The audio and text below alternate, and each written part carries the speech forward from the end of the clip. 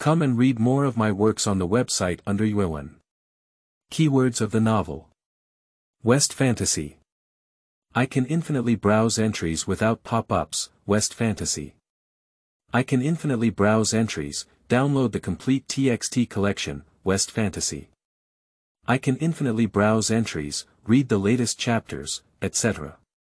Chapter 1. Baron Lords. You are listening at novelfull.audio. Chapter 1. Baron Lords. On a luxurious large bed, a young man who looked only 15 or 16 years old had sweat on his forehead, and his dry lips opened and closed, occasionally emitting dreamy sounds. The young man wanted to open his eyes, but in his ear came language that he could understand, even though he couldn't distinguish which language was spoken. Young master woke up, that's great. Thank you, God Norns. A girl dressed in maid attire stood by the bed, crying with joy. At this moment, the old man next to him scolded, Irene, I've told you so many times that you should be called young master lord now. Mr. Egbert, yes, sorry, I will remember. The maid named Erin seemed very afraid of the old man, because Egbert was the butler of the mansion, serving the young family lying in bed from his ancestors, and now it is the 4th generation. Egbert stared at the young girl for a moment, sighed, and then turned his gaze to the boy. The worries in his eyes dissipated a bit, and the boy's awakening eased his anxiety slightly. Lord, are you ready to order? I have instructed someone to make some meat and bring it up later, Egbert said softly with a kind expression. Ron, who had just opened his eyes, was confused. Everything in front of me is so unfamiliar. 3 seconds later, he had a sense of certainty in his heart. I have traveled through it myself. Faced with Egbert's inquiry, he was as clever as him and knew that the best way to deal with it now was to speak less, do less, and look more. Feeling flustered in his heart, Ron nodded with a stern expression and then closed his eyes, afraid that those present might see something in his own eyes. Seeing Ron not wanting to say much, Egbert sighed and whispered, the master and lady have unfortunately passed away. I know the young master is heartbroken, but the glory of the Arnold family and the people of the territory require your courage and wisdom. Nowadays, you are the only legitimate heir to the Baron's estate. If you don't step forward, who else can? Cheer up, Lord. Egbert said some encouraging words and then led everyone inside the room. There were still many affairs in the territory that he needed to handle. Before leaving, he instructed Eileen to prepare food and wait for the young master to eat before serving. Upon hearing the sound of the door closing, Ron's eyes widened slightly and he confirmed that he was the only one left in the room, only then breathed a sigh of relief. Sleeping slot. I'm really wearing it. Ron's heart was pounding incessantly, unable to calm down for a long time. Now various doubts constantly flood his mind, such as why he traveled through time, how those people were like medieval Western foreigners, and how he could understand their words and seem to be able to communicate normally. The most important thing is oneself. No, it should be the name of the owner of this body. As the old man said, he is the heir to the Baron Arnold family and the only one. According to Ron's limited knowledge, the titles of Western countries are classified from high to low as Duke, Marquis, Earl, Viscount, and Baron. The lowest. Ron supported his forehead with one hand, but it was much better than crossing over to become an ordinary commoner. He had a noble status, had no worries about clothing, food, housing, and transportation, and had servants to take care of his daily life. If it had been before Ron crossed over, it would have been unimaginable. Ron can imagine that the future life of rice worms is beckoning to him. The premise is that his identity as a traveler has not been exposed. Faced with this question, Ron fell into contemplation, squinted his eyes, and whispered, it seems necessary to think carefully about how to make the people around him not suspicious. Not long after, Ron, who was pondering countermeasures, was startled by a knock on the door. He didn't speak and quickly lay back in bed, just like before. The knocking on the door stopped, and Eileen pushed the delivery cart in. She saw Ron struggling to get up and quickly went over to help. Young lord, I'll help you. Ron sat at the head of the bed with the help of Eileen, with several extra layers of cushions added behind him. Then Eileen went to prepare Ron's food, and Ron's gaze fell on her, lost in thought. Irene is a maid in the mansion, looking younger than Ron and around 14 years old. Be meticulous in his work and have received a good education as a maid, but his mouth is a bit floating. During Ron's recovery, he heard Eileen call him a young master several times, and it was clear that Egbert had scolded her. It seems like it could be a great source of intelligence. Ron's eyes flickered with a light. Lord, what are you talking about? Ron was startled. Are you a rabbit? Are your ears so sharp? Irene is ready. Ron is looking at the delicious food in front of him, and coupled with his extremely hungry stomach, he really wants to eat it, but he must not do so. Because he was not aware of the aristocratic eating posture and had not received any education in this area, and he was also completely unaware of the original owner's personality. This is just the beginning, no mistakes should be made. Ron is someone who pays attention to details. He didn't take any action, but looked at Eileen next to him with a calm gaze. Since you can't solve the problem, just leave it to someone who can solve it, and they will naturally give you the answer you want. Irene suddenly realized Ron's gaze and said, Lord, you've been sleeping for several days and you probably don't have much strength. I'll serve you. As he spoke, he picked up his bowl and spoon and began feeding Ron. You see, what a thoughtful little maid. Ron felt relieved to find such a good reason. Subsequently, Ron, under the service of his maid Erin, ate the food clean and experienced a carefree aristocratic life. During this time, Ron remained expressionless and speechless until Eileen was about to push the cart out when Ron stopped her. Irene. The sound was not loud, but it was just enough for Eileen to hear. Upon hearing this, Eileen was pleasantly surprised and the young master finally spoke. She turned around and asked, Lord, do you have any further instructions? Ron lowered his tone and said, During the time I've been unconscious, my lord, are you okay? The slightly hoarse and deep voice reveals the speaker's hidden worries at first glance. Irene's heart began to ache as she watched the young master pretend to be strong. As expected, Ron immediately explained the situation of the territory to him in every detail. Although the information is messy, Ron can always find the intelligence he needs in it. Young master, let me tell you, the maid chief left the mansion without permission the night before yesterday, always sneaking around. I'm not reporting it because she often cheats on us maids. Irene talked a lot, and the vast amount of disorganized information gave Ron a headache. He had a basic grasp of the intelligence of the people in the mansion. Just after waking up, Ron had not yet regained his strength, so he sent Irene away and lay back in bed to organize his thoughts. In a blink of an eye, a week has passed. For the past 7 days, it was Eileen taking care of Ron's daily life. Ron did not stay in his room all the time, but walked around the mansion, and the most visited place was the study. The people he met were all able to correspond in Eileen's narration, which made him feel that this close maid had a great impact, although she had a tendency to talk too much. Ron divided the character relationships in the mansion into 3 parties. Firstly, the butler Egbert, the old butler, was the highest-ranking person in the Baron's mansion besides him. To manage the affairs of the territory, after the death of the previous Baron, he took over the management of the territory. The second is Knights. Lord, are you going to the study again? Ron walked in the hallway covered in expensive carpets and saw a group of knights practicing chopping in the backyard. A tall and strong knight's eyes lit up and shouted loudly at him. So it's Abel. This knight is the second one, named Abergai. He has a hearty blonde haircut and a smile on his face, indicating that he is a kind-hearted uncle. As Eileen said, her strength is very high and she is the most capable of fighting among these knights. Lord, would you like to stay and see our training results? Abel looked at him with hopeful eyes, like a golden retriever. Abel, I have an important matter that I need to go to the study now. Let's do it next time. I'll definitely do it next time. A group of men training for something nice, Ron politely refused and lifted his foot to leave. On the way to the study, you can see maids cleaning up, and the third one in charge of them is the maid Chief Elva.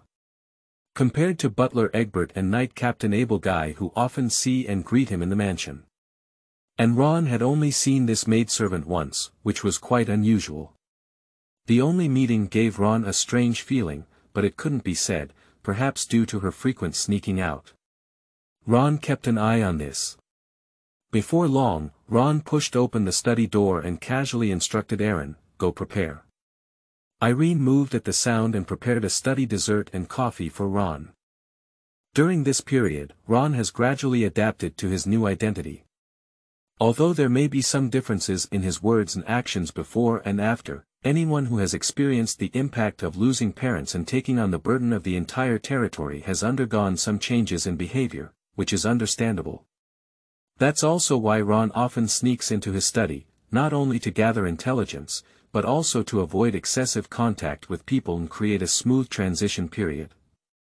But he couldn't help but touch others, and Ron cleverly grasped the midpoint. Ron opened a book where he had never seen the text before, but he knew it all and could read and write it. The three great empires of the continent of Osna, the kingdom of Carlo. Ron murmured softly and let out a long sigh. These unfamiliar names made him realize that he had come to a different world, not a certain period in past history. He looked carefully and saw that there were three great empires on the continent of Osna, among which the Baron was a subordinate state of the Olivia Empire, one of the three empires, and the kingdom of Carlo. The kingdom of Carlo is located in a barren land, with weak national strength and a small population. It is very inconspicuous in the Olivian Empire and belongs to the kind of kingdom that is not beneficial even if attacked.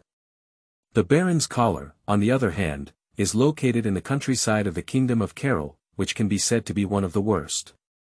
However, this is relatively good compared to the entire Olivian Empire and other barren territories in the kingdom of Carol.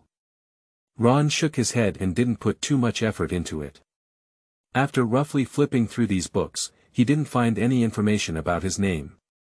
Yes, for the past week, he has been searching for his name. Not finding or knowing, there is not even a letter or object in the entire mansion to prove one's name. It's simply outrageous. Ron leaned his forehead and said to himself, if only there was something that could tell me what my name is. The next moment, a transparent screen appeared in front of him. What is this? End of this chapter. Chapter 2. Brush Entries, Golden Legend. You are listening at novelfull.audio. Chapter 2 Brush Entries, Golden Legend. What appeared in front of Ron was an A4-sized virtual screen, with the most prominent feature being a half-body photo of a red-haired boy in a large central area. Well, isn't that exactly me? Ron was puzzled that what appeared on this screen was him, or rather the appearance of this body. His heart was beating faster. Could it be? There is other information on the screen besides the photo. Ron continues to look. At the top, there is a silver 5-pointed star. The name is indicated on the left side of the photo. Ron Arnold. Is this the name of the original body? Like me. It cannot be proven that Ron no longer overthinks, but instead refocuses his attention on the screen. Besides, what caught Ron's attention was the last area located below the screen, which accounted for 1/3 of the entire screen. Entry 1. Eating and lazy, white, these are all the information displayed on the screen. Ron furrowed his brows, and as expected, this was his golden finger after crossing over, somewhat like a character information card from a game he had played before. The top 5-pointed star indicates a silver star, which roughly represents the potential or attributes of a character. There's not much to say about the name and photo. The attribute of the entry at the bottom should be the focus. Eating and lazy. Are you talking about me? No, it should be the original owner. It's impossible to be talking about me. Ron denied it in his heart and focused on the entry, with annotations for the entry appearing in his heart. Eating and lazy. Born into a noble family, you have excellent taste for delicious food, while not fond of sports, you have great experience in coordinating others' work. Ron was surprised. It was the first time he had such an understanding of being lazy after living for so long. A derogatory term is not completely useless. At this point, Ron noticed an arrow marking the beginning and end of the entry, which he, who often uses computers, knew was a refresh mark. Ron's eyes lit up as he seemed to understand the function of his golden finger. "Young master, your coffee is ready." Just as he was refreshing his entry with excitement, a young master startled him slightly. It turned out that Eileen had already arrived by his side, but Ron's attention was focused on the screen and he didn't realize it. Ron leaned back silently, observing Eileen's expression. The screen was still there, but Eileen seemed to turn a blind eye. He felt relieved that only he could see the screen. "Well, you go out and guard." Ron gave a faint command without looking for any reason. As a nobleman, he should possess the arrogance of a nobleman, without the need to explain to others, just command. "Yes, young master."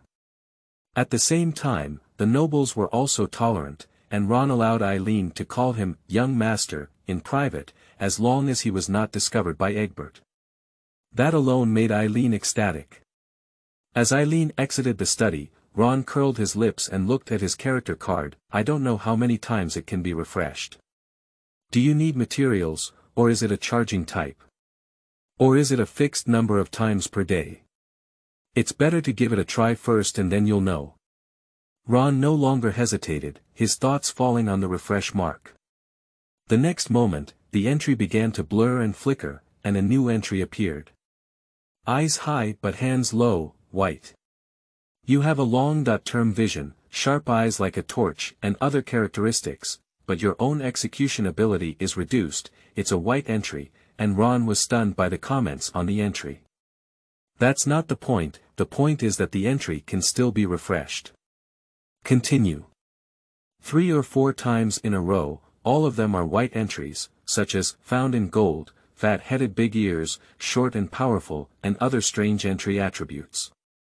Can it still refresh?" Ron was pleasantly surprised, as there seemed to be no limit to the refresh of entries, it seemed infinite. In order to determine what he was thinking, Ron continued to refresh the entry, and after more than 10 times, the green light appeared before stopping. "Approachable, green.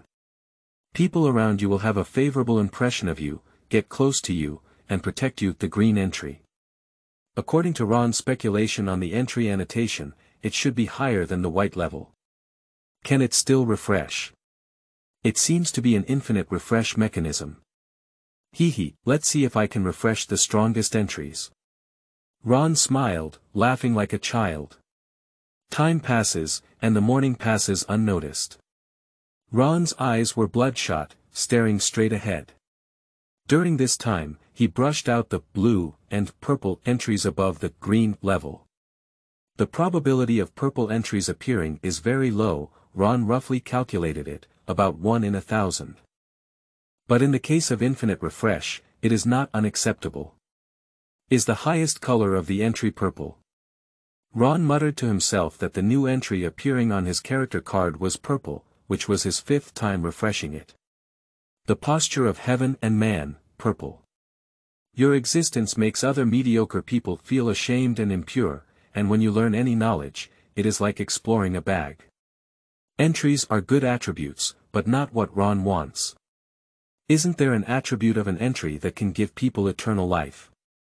In life, it is difficult to travel through time and still carry a golden finger, and one can only live for a few decades, which is also a great loss. As soon as this idea appeared, Ron's mind seemed to open some kind of valve. He felt his soul soaring at an extremely fast speed, passing through the atmosphere until the end of the universe. At this moment, the entire universe was so small in Ron's eyes that he felt he could do anything. Like a deity. This feeling came quickly and disappeared quickly. Ron was in a daze for a moment, reminiscing about his previous feelings and saying, "That was." Before he could finish speaking, his pupils contracted sharply, and his focus fell on his character card. A new entry appeared, and it was gold. The first appearance of gold. Ron was definitely related to the feeling he had just had, and then he carefully looked at the new entry properties. Immortal life, gold, only. You have endless life, the sun rises and the moon sets, the spring and autumn rotate, and you exist forever. Ron burst out laughing and was actually exposed by himself. Eternal life. Throughout history, who wouldn't want to obtain it? From the emperor to the common people, they all aspire to live a life of harmony with the heavens, but who really has an endless lifespan? Now, this coveted treasure is easily obtained by Ron. After a moment of joy, Ron calmed down and carefully felt the changes in his body to see if he had truly acquired the ability to live forever. If it is true, there will definitely be some kind of change in the body. Soon, Ron was very certain that he had the ability to live forever. The best evidence is that he can accurately feel the vitality emanating from within his body, which means he has spent an inexhaustible amount of energy brushing through the entries all morning, expending a lot of energy, but now he doesn't feel tired at all. Ron noticed a change in the title in the entry annotation. Previously, it was "you," but after the golden entry, it became "you," and was also marked with the word "unique." He was moved and quickly provided an explanation. Unique. Only one can appear in the same spacetime. Ron was first puzzled, then had a guess in his heart, and then was pleasantly surprised. According to common sense, this unique is somewhat redundant. Not to mention that it only has one entry that can be refreshed, even if it has two, even if both entries are used to refresh that immortality entry, the same effect will only appear. Unless Ron can refresh someone else's entry. Upon reading this, Ron calmed down and crossed his hands under his nose, murmuring, "If that's the case, it's a bit too big to hang." To verify his thoughts, Ron called Eileen into the study. As soon as Eileen walked into the study, Ron fixed his gaze on her, but no character cards appeared. Oh, no. Ron felt puzzled and silently said, "I want to know the information of the person in front of me," but unfortunately it was still useless. Did you guess wrong? Young master, do you have any instructions? The lunch in the kitchen is almost ready. Are you going over now? Ron was puzzled and casually responded, "Go ahead." As soon as he raised his hand, he met Irene's outstretched finger and a familiar scene flashed by. Ron was stunned for a moment, with an answer already in his heart. He slightly raised his mouth and sat back on the sofa, his left hand slightly raised, saying, "Help me up." Irene does not doubt him and follows orders. At a young age, only Ron has lived the life of an old man. The two of them held hands together, and indeed, the next moment, Irene's character card appeared in front of Ron. Unlike her own character card, Irene's character card had an additional attribute of favorability. Silver 1-star Irene, favorite rating. 80, respected, entry 1. A capable maid, white. At the moment he saw Irene's entry, Ron's eyes were fixed. A capable maid. How capable is it? Without a chance to carefully examine the attributes of the entry, the two parted hands and Aaron's character card disappeared. The condition for viewing someone else's character card is contact. Ron has tried it, but it must have been touched by him, not even through his clothes. After Aaron's entry, there is also a refresh flag, which can still be refreshed infinitely if nothing unexpected happens. Compared to unlimited refresh entries, these limitations are not a problem. However, Ron did not consider refreshing Eileen with powerful entries, he was just a tool for verification. Noble dining usually has a separate large room, a large table, surrounded by luxurious armchairs. When Ron arrived, Egbert and the attendants had been waiting for a long time, all of which were preparations made to serve Ron at all times. Ron glanced casually and took his seat. Nobility had noble rules, and the master ate while the other servants were not allowed to sit at the same table. Although it was the dregs of the old society, he was not foolish enough to invite servants to dine together. As the saying goes, when in Rome, do as the Romans do. In the first few days, Ron was not used to being watched by strangers eating, but today he can remain calm. Today, the kitchen prepared deer meat, some kind of bird egg that I haven't seen before, one about the size of a fist. I heard it was finally caught by Abel in the forest. A certain vegetable that I haven't seen before, according to Egbert, is called macao and has a really good taste. Ron cut a piece of deer meat with a knife and fork in his hand and put it into his mouth. He took a bite and frowned. I don't know if it's a problem with the deer breed or the chef's craftsmanship, but in short, it tastes bad. After taking a few bites, Ron wiped his mouth with a napkin and said, "Where's the maid? She's out again today. If she can't stand staying at the Baron's mansion, let her find her own way." According to the rules, the maidservant, like the butler, should stay by the side when the master dines and be ready to be dispatched at any time. However, Ron has only seen Elva once, and he is now the only heir to the Baron's mansion.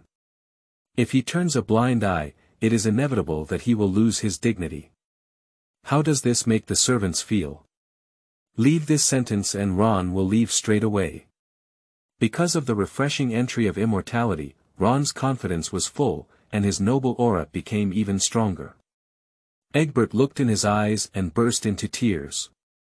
Master, young master, as he grew up, he would definitely make the surname Arnold brilliant. End of this chapter. 3. Chapter 3 Lord's Responsibilities, Punishing Evil Servants. You are listening at novelfull.audio. Chapter 3 The Duties of Lords, Punishing Evil Servants. In the following days, Ron frequently visited the study as usual, and in the future, he will continue to live for a long time without knowing anything about the world he lives in. However, reading books is a great way to understand.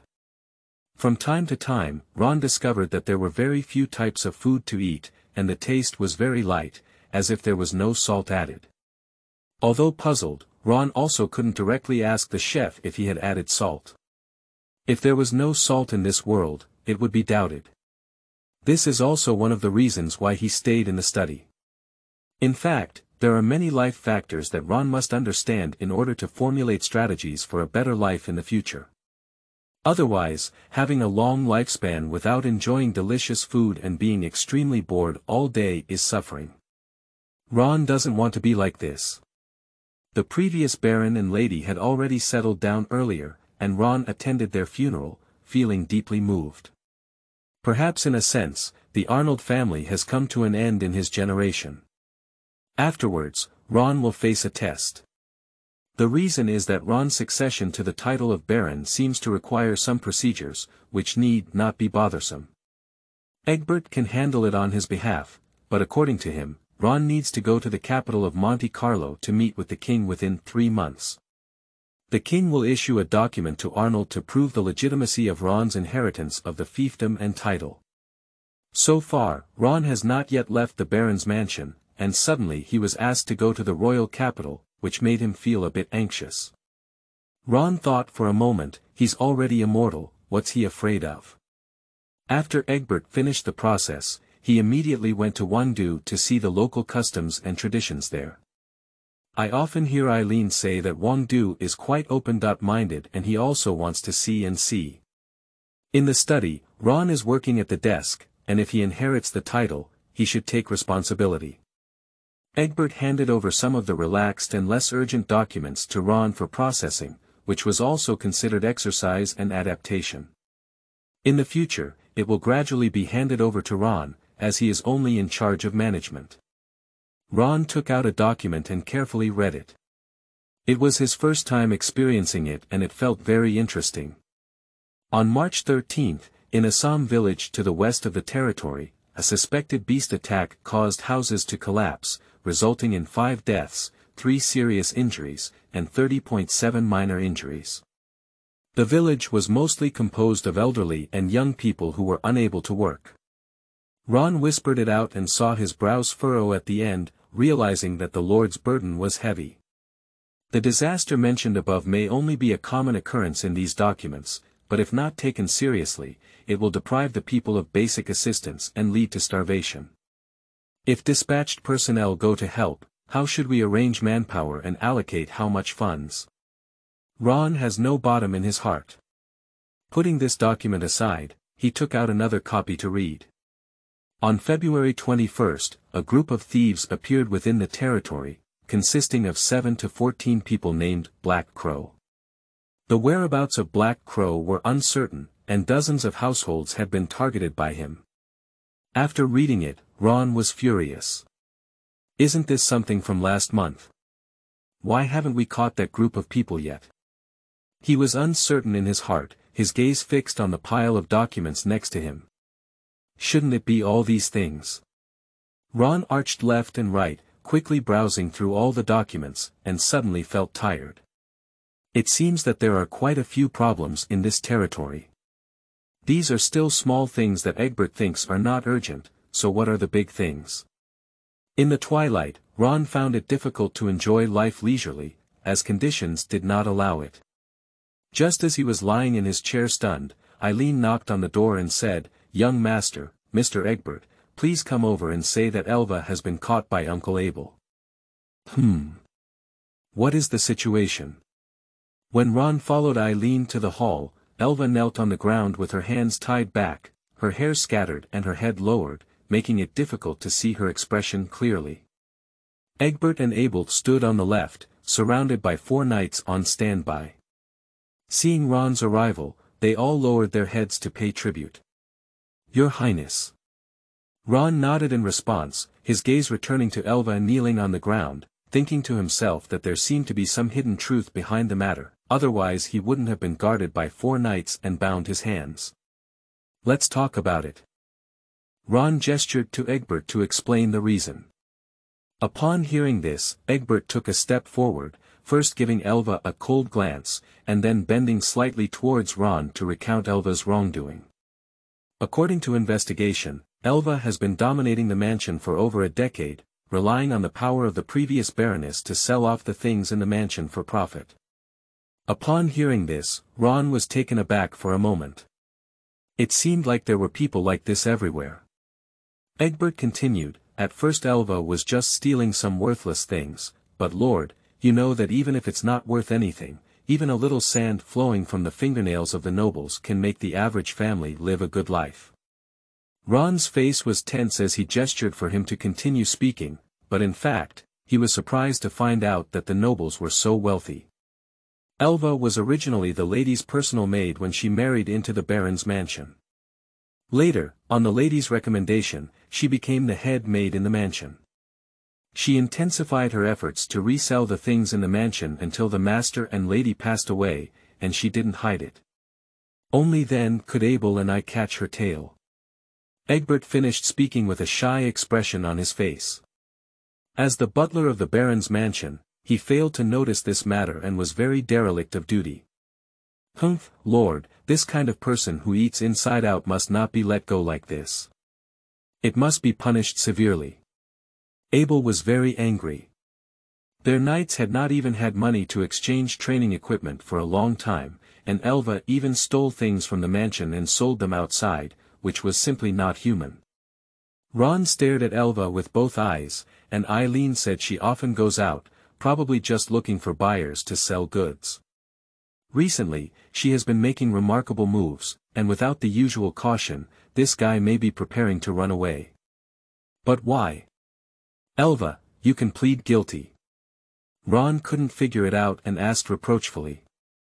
Upon hearing the Lord's voice, Elva burst into tears, her voice loud and piercing, making her unable to resist a slap that knocked her unconscious. "Lord, I am wronged. I have never done anything wrong to Lord, and I have been working hard for over 10 years. Elva began to complain. Ron doesn't want to hear her defense, and he's not someone who leans towards one side. He stood still in front of Elva, and Elva stopped talking. "Raise your head." The sound is not loud, but it gives people an illusion of submission. The fact is that people in this world are deeply rooted in their thoughts, and the nobility is always superior. Elva is just a commoner without even a surname, and she cannot refuse or dare not refuse orders from the nobility. At the next moment, Ron's index finger rested on Elva's forehead, and the crowd beside him was puzzled. Elva, as the person involved, was even more bewildered. At the moment when his fingers touched Elva, Ron saw her character card in front of him. Silver 1-star Elva favorite rating. 20, resentment, entry 1. Stealing a chicken and mocking a dog, white, stealing chickens and dogs. When engaging in theft, avoid attracting attention and suspicion, reduce the probability of exposure. Sure enough, Elva was able to continue stealing from the Baron's house for over a decade without being discovered. Apart from having someone to support him, he also had something to do with himself. Ron withdrew his finger, and Elva's entry attribute, combined with the marked resentment favorability, resulted in not running away. Abel. Upon hearing the Lord's name call, Abel quickly approached and said, "I am here." Take the person down and interrogate the reasons for the urgency to resell the item, Ron said before leaving, followed closely by Aaron. Yes, Lord. Abel ordered 4 knights to bring down the shouting Elva, and exchanged a glance with Egbert. Without saying anything, they went to handle the task assigned to him by Ron. Irene, how much money should the Baron's mansion pay for the disaster in Assam village? After Ron left, he returned to his study to handle his official duties. At a loss, he left the problem to Irene, who looked bewildered.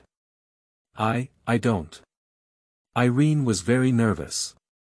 She was just a little maid and didn't know how to manage territory. Although she sympathized with the plight of Assam village from the bottom of her heart, and it would require a considerable amount of money to be saved, which was not worth mentioning to the Baron's mansion, how could she speculate on the young master's thoughts?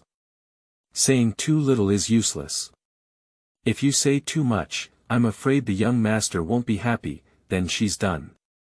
Seeing Irene's unease, Ron asked something else. Irene, you were born a commoner. Where did you live before coming to the Baron's mansion to be a maid? With Ron's questioning, Eileen regained her usual state of continuous conversation, and he gradually obtained the answer he wanted. I used to live in Cote Town, and my parents opened a fruit shop in the town. We also have siblings at home. The Baron territory under Ron's jurisdiction consists of 3 towns and over 100 villages. Among them, Cote Town is closest to the Baron's mansion and is naturally the most prosperous among the 3 towns. At first glance, Eileen's family still has a bit of money to open a fruit shop in town. So why do you think of coming to the mansion to be a maid? Ron asked casually. Upon hearing this, Irene pinched and said, my father wants me to marry the son of the butcher next door, but I don't want to. That's when I saw the Baron's mansion hiring maids, so I came. My younger siblings are young, and I do all the housework, so I came in very successfully. You're only 14 years old. Ron was first surprised, but then realized that it was common for 13 or 4-year-old girls to get married in modern times, and he didn't say anything more. Seeing Irene's puzzled gaze, Ron didn't explain and gestured for her to continue speaking. Ron learned that the commoners in the territory were rarely educated, and those who could attend school were mostly wealthy businessmen. Only a very small number of commoners wanted to change their children's fate before sending them to school to acquire knowledge. How much money can you make a day selling fruits in your home? Irene was puzzled why the young master cared about these things, but whenever Ron asked, she would answer seriously. When there are more, you can earn 2 silver coins a day. When there are fewer, you only have over 60 copper coins. Ron has some understanding of the currencies in this world. Commonly used currencies are divided into 3 types. Gold, silver, and copper, with a ratio of 1.100. In addition, there is a type of platinum coin on top of the gold coin, which is only circulated between empires and cannot be seen by ordinary nobles. According to Eileen's standards, the villagers of Assam village are only paid 2.3 copper coins per day, with a maximum of 5 copper coins. Thinking of this, Ron fell into contemplation. At this moment, the door to the study was knocked on, and Abel's voice rang out, Lord, I'm here to report on Elva's situation. Under Ron's guidance, Eileen opened the door and let Abel in to speak. Lord, the situation has been clarified. Elva believes that the Baron's mansion is not as big as before and wants to make some money to escape to the neighboring Viscount Gordon's territory. A very uninteresting reason. Ron thought someone was colluding with Elva to assassinate him. Raise your hand and interrupt Abel's words, saying, punish her according to the rules of the mansion, and then drive her out. Yes, Lord. Abel was about to leave, but Ron stopped him and advised, by the way, take back all the money Elva had embezzled. Mr. Egbert has already done this, Abel replied. That's good, it's okay, you go ahead and get busy. Ron waved his hand and thought to himself, that handsome old man is quite quick, he's a talent. At night, Elva came out of the Baron's mansion with a haggard expression.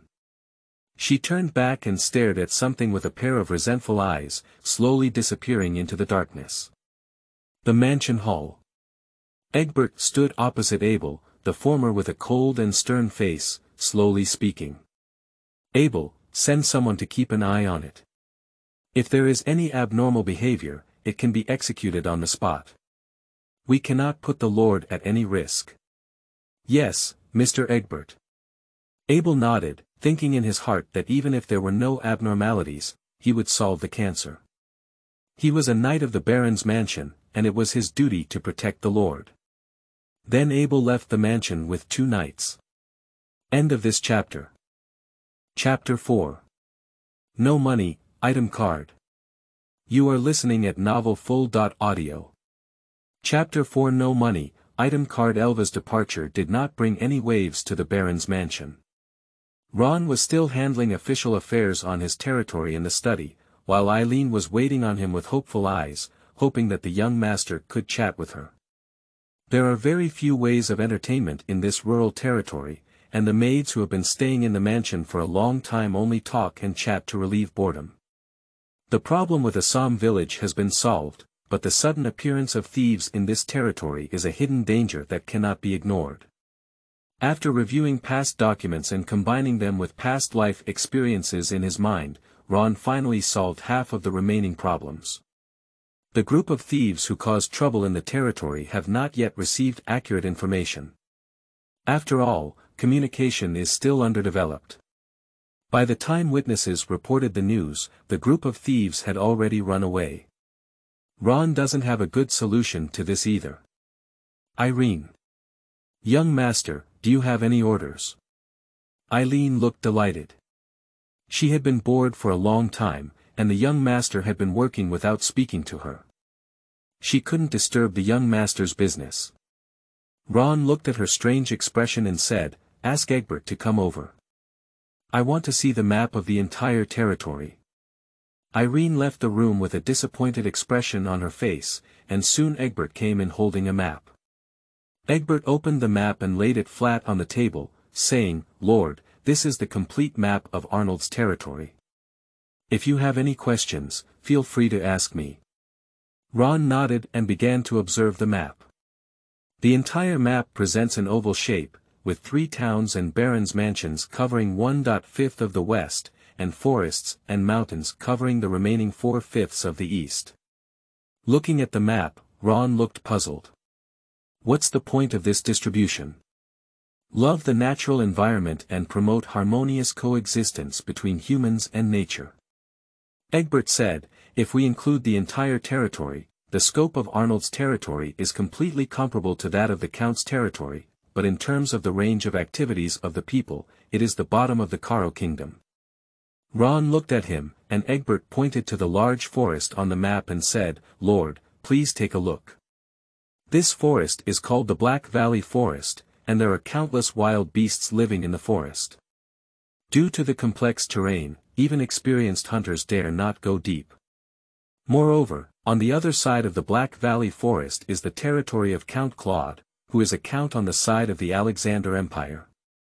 There is still doubt about the division of the Black Valley Forest, which is a historical legacy issue between the Olivian Empire and the Alexander Empire. Egbert explained the matter very clearly, and Ron understood in his heart that the water was deep in it. But it's annoying to keep such a large piece of land unused.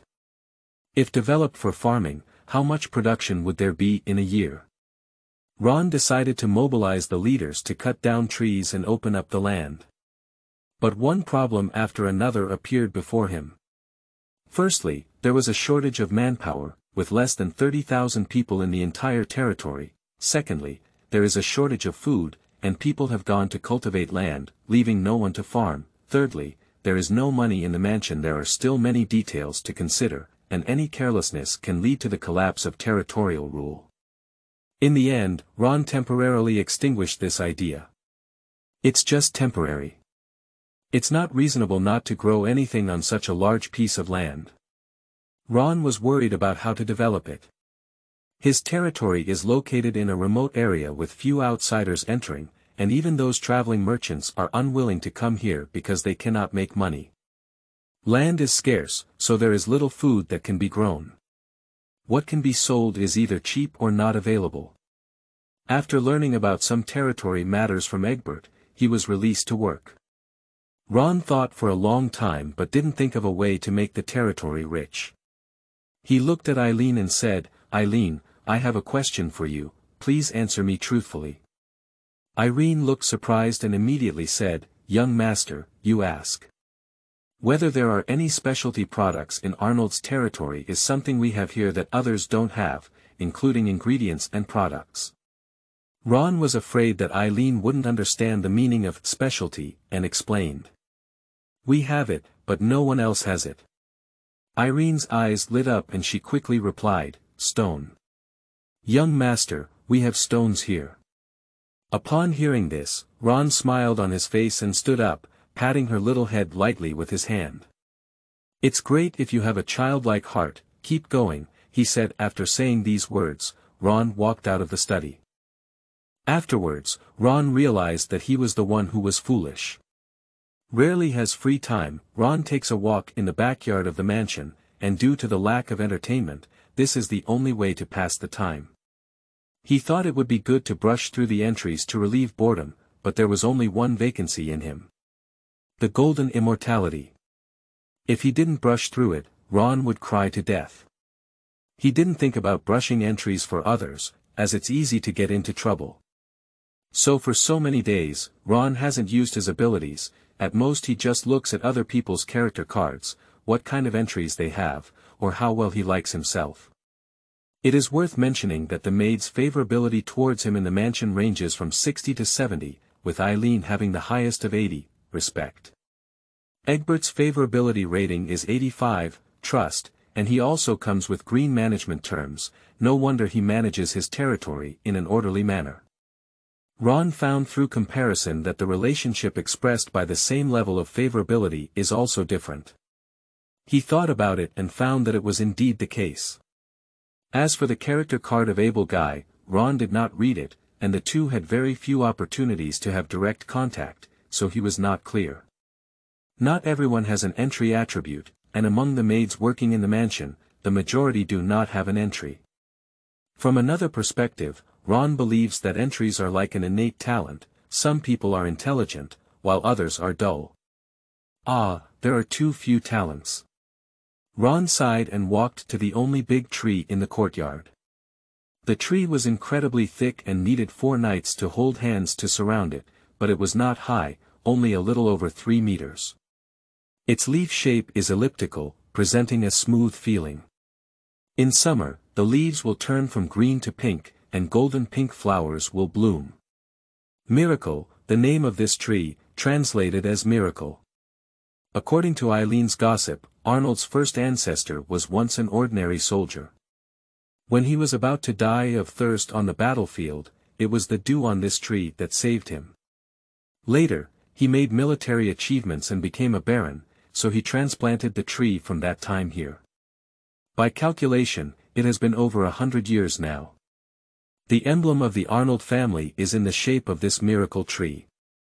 Ron's thoughts drifted, and he couldn't help but reach out and touch the trunk of the tree. He had never seen such a big tree before and didn't know how long it could last. With this thought in mind, the next moment, a screen appeared in front of Ron's eyes. He was surprised for a moment, then took it for granted that there were character cards, so there must also be item cards. Ron quickly defined it and then carefully looked at Miracle's information.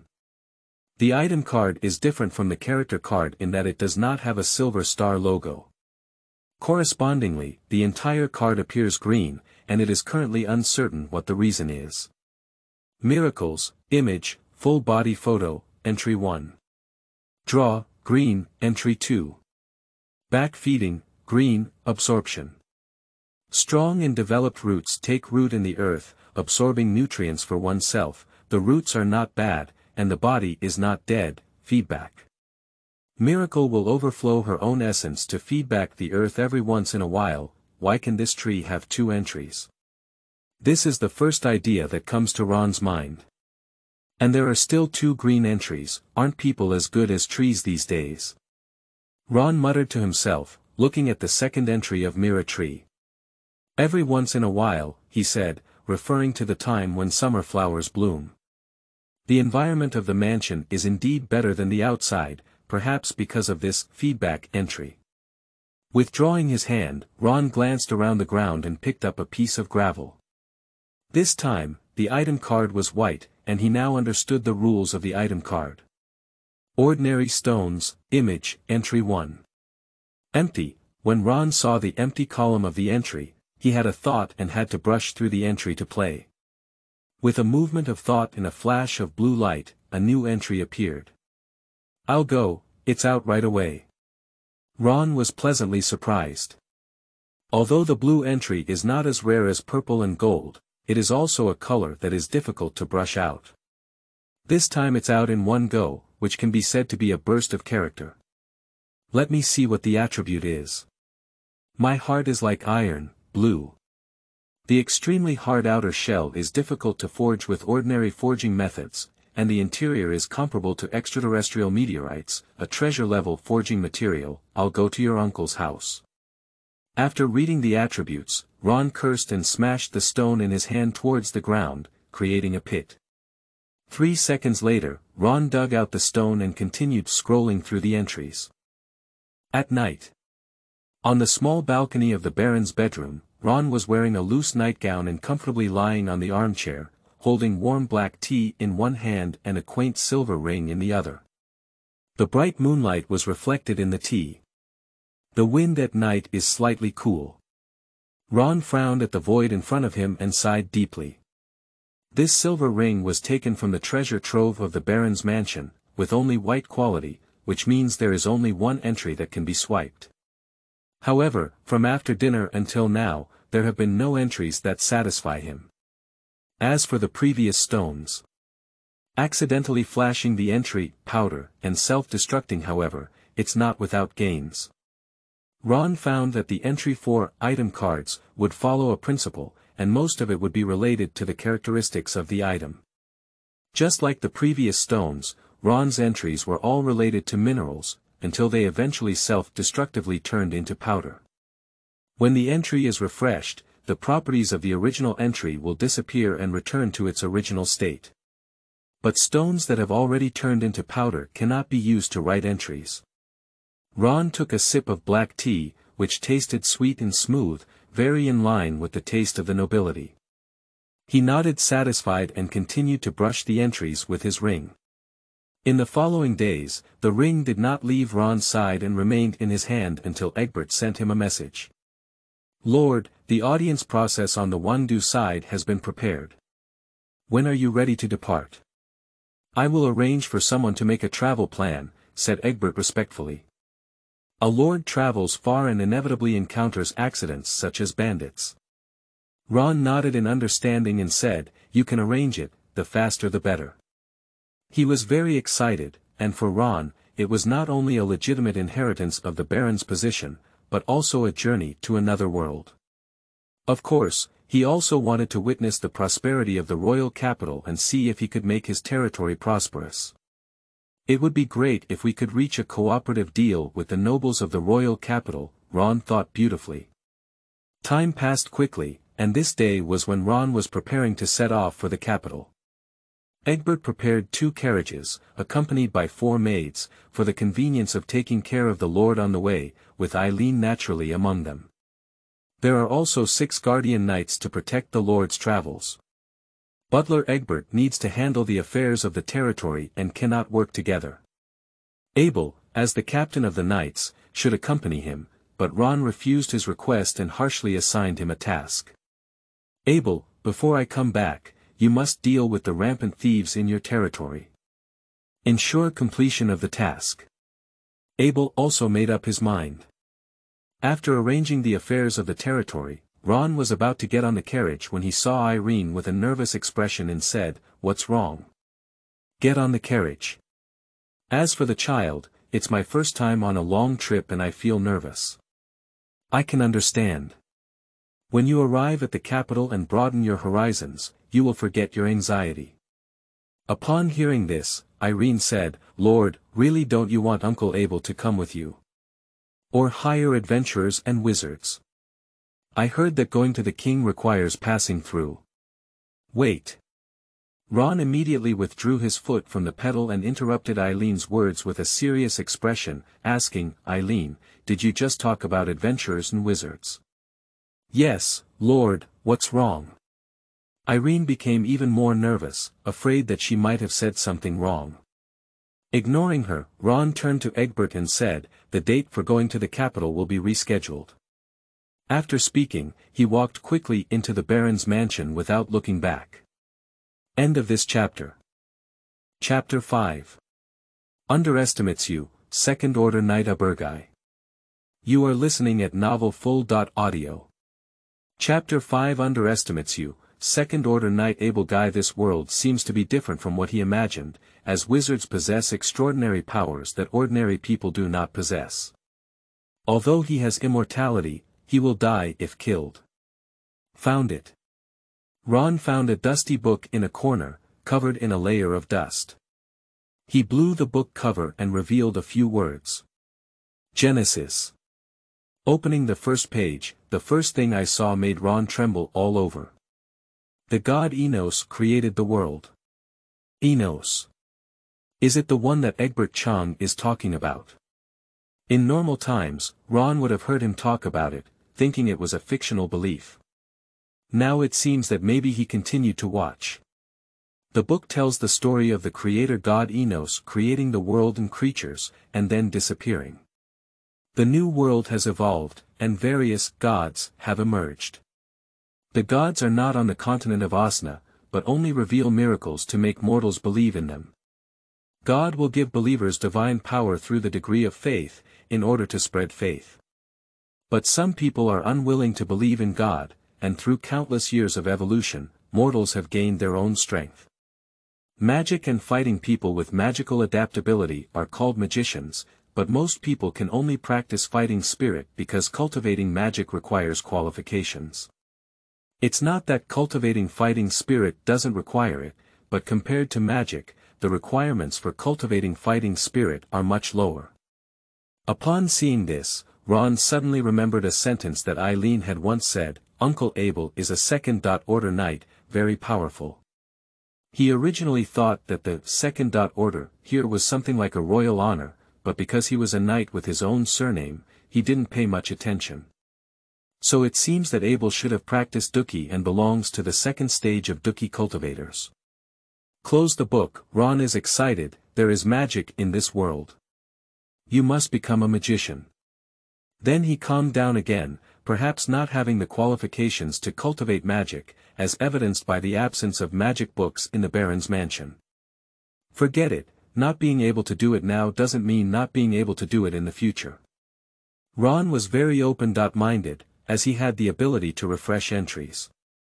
Since Entry 1 was displayed on the character card, there must be Entry 2, but he just couldn't find a way to activate it.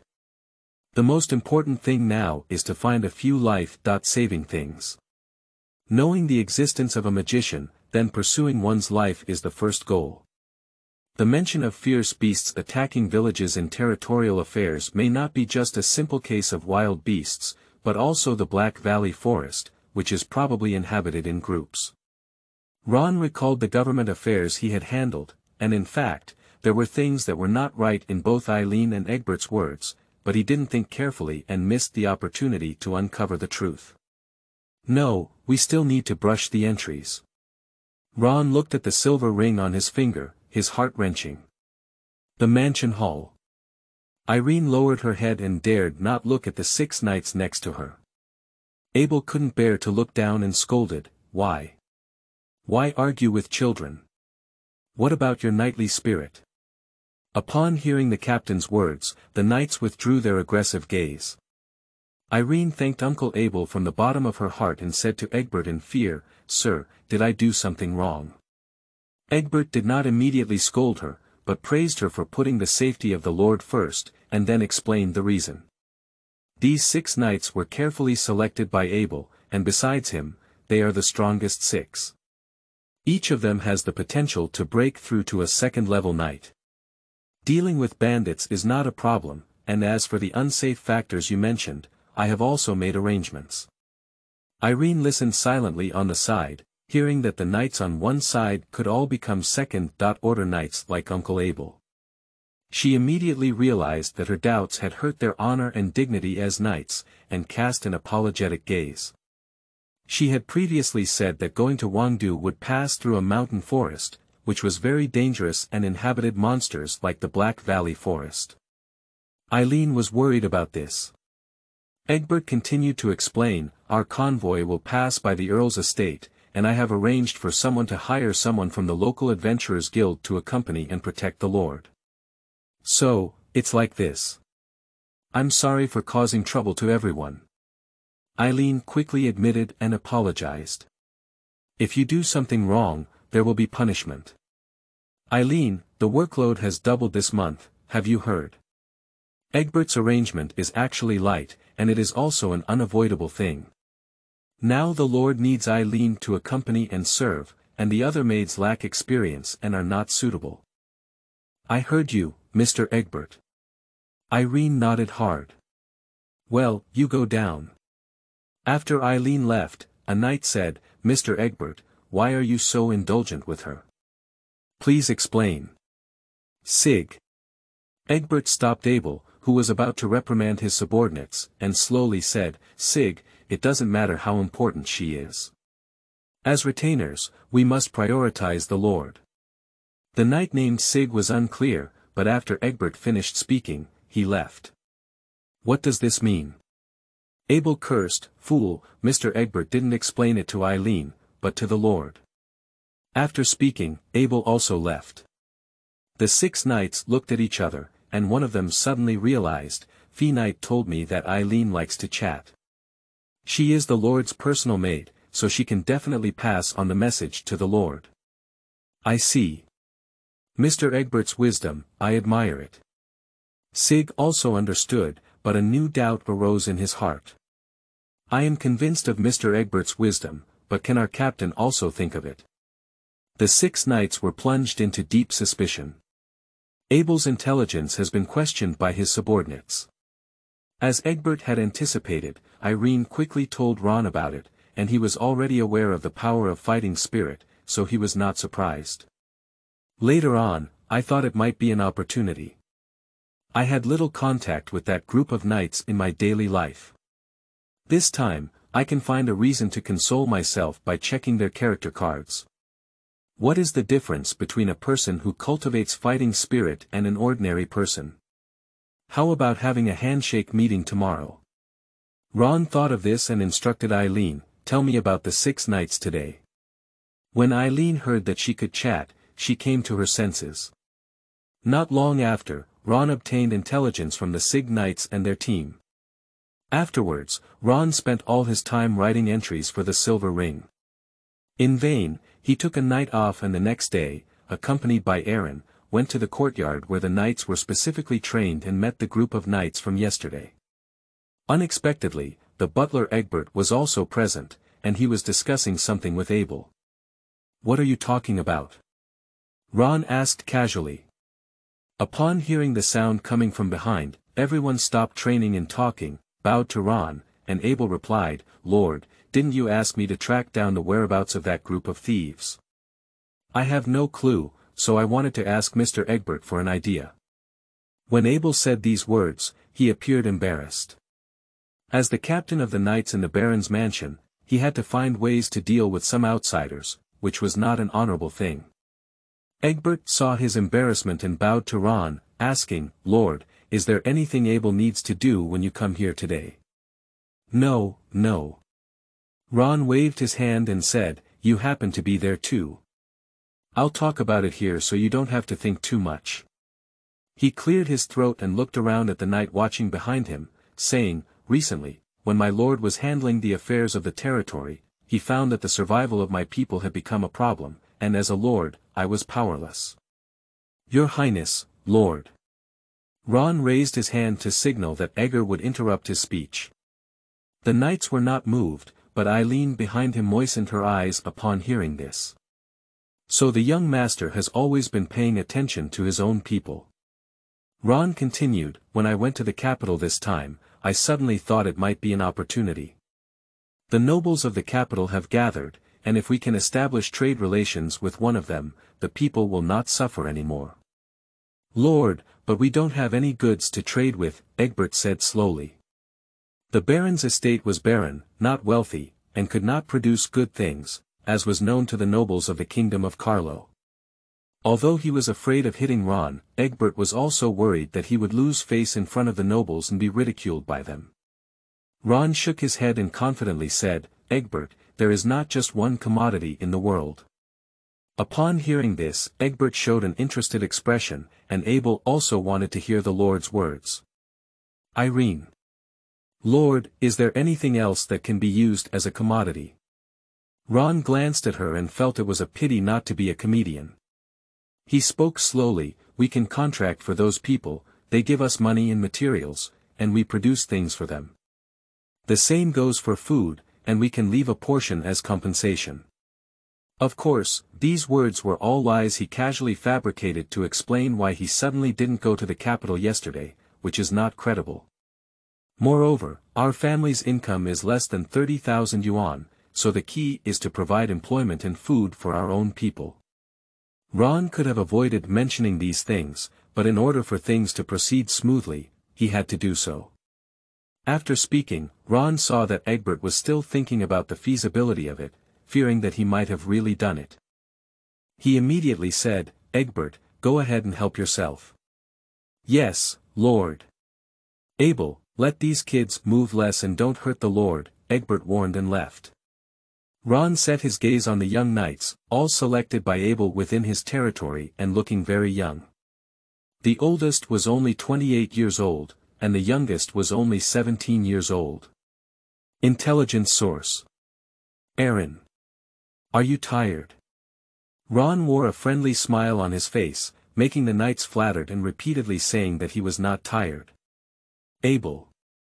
For the sake of Lord, this training amount is not a big deal. Very good, your loyalty, I saw it. Just now I saw that your training equipment is broken a lot, isn't it? Using old props hinders training and can also easily hurt you. Alright, Abel, you go tell Egbert to purchase new training equipment, and that's what the master means. After Ron finished speaking, he observed the changes in the expressions of the knights, and as expected, they were deeply moved. Abel immediately bowed and said in a loud voice, "Thank you, Lord." Seeing the captain's behavior, the knights followed suit without realizing it. Ron nodded and looked at one of the knights, saying, "You must be Sig." Sig appeared excited and took a step forward. "Yes, Lord. I've heard of you, you're a very talented knight who can chase Abel in the future." Ron placed his hand on Sig's shoulder, his face turning red with excitement. What everyone doesn't know is that Ron is actually looking at Sig's character card. Silver 1 star, Sig, favorite rating. 87, loyalty, entry 1. Misfortune, white, What does this mean? Ron's attention was drawn, and Sig's entry attribute appeared before his eyes. Misfortune. Every time you actively or passively lose something, you will get something in other forms, with a fluctuation of value. Positive or negative 1, Ron. He understood the attributes of this entry, the gospel of gamblers. I didn't expect you to be like this, Sig. Ron withdrew his hand, encouraged him a few words, and finally added one more sentence: do more good deeds in daily life, accumulate character, maybe unexpected good things will happen. Yes, Lord, I will definitely do it. Although Sig was not sure what this sentence meant, Lord, there was no need to deceive him. He was right when he heard it. Ron continued to console the other knights and obtain their character cards. Everything was so natural that no one noticed anything strange. In the end, it was finally the knight captain's turn, the only second-level knight. Abergai. Lord, Abel looked hopeful. Due to his height difference, he half knelt and made Ron feel guilty, but what he should see still needed to be seen. He placed his left hand on Abel's right shoulder. Silver 2 stars. Sure enough, Ron was different from the others and continued to read. Abergai favorite rating.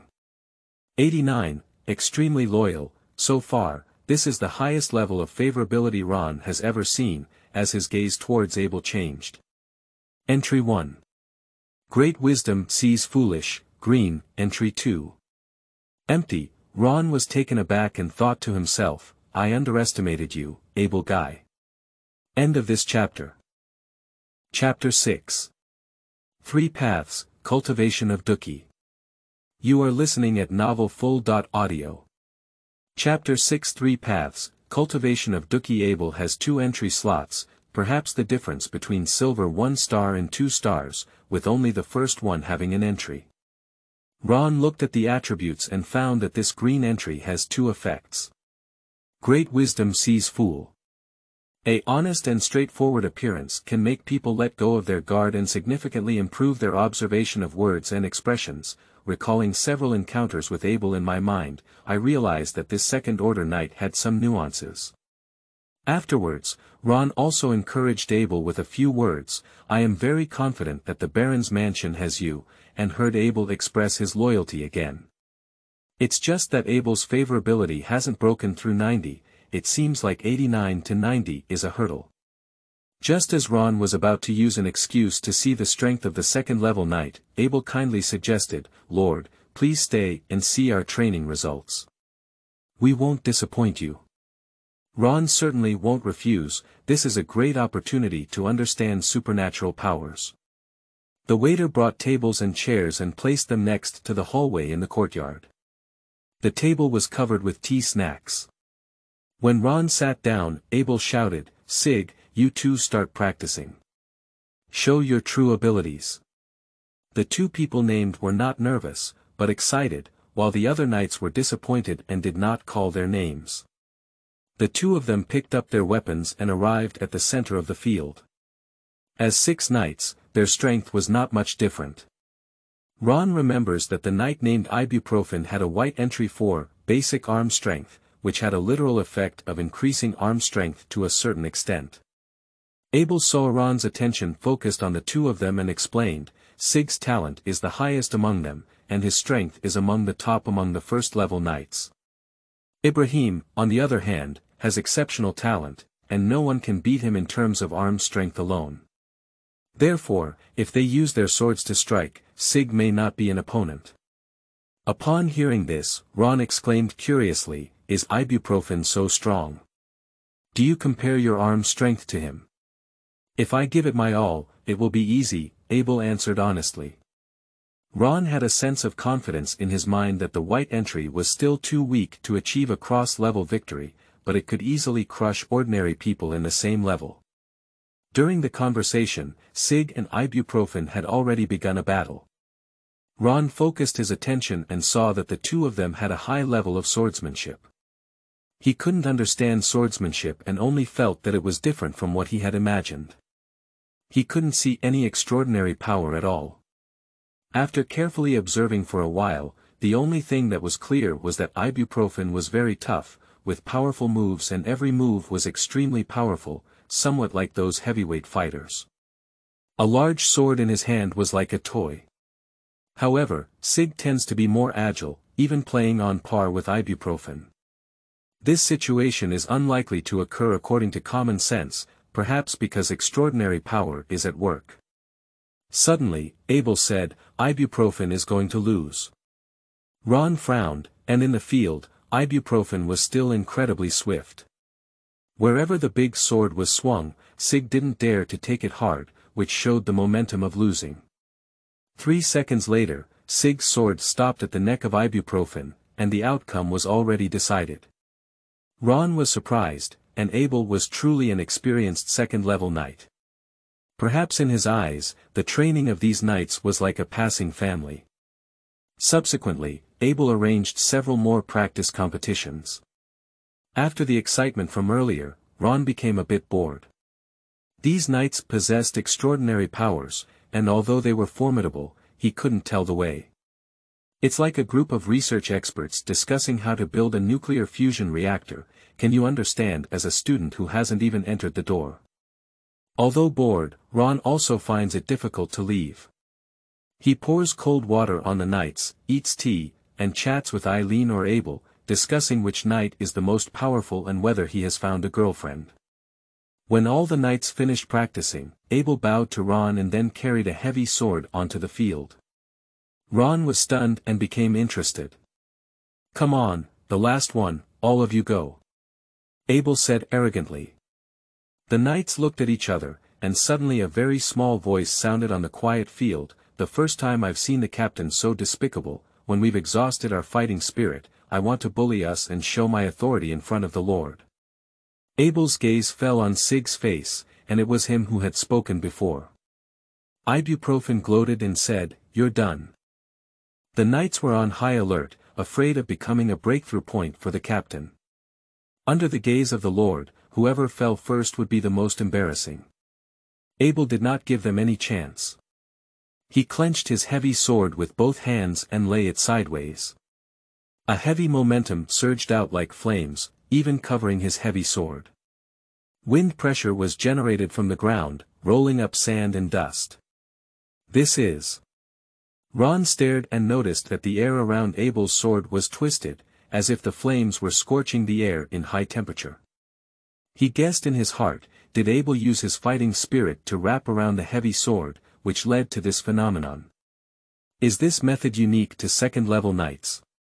In the field, Abel's muscles were tense all over his body, his upper body sank, his feet plunged into the ground like tree roots, the muscles and veins in his arms throbbed, and his heavy sword moved accordingly.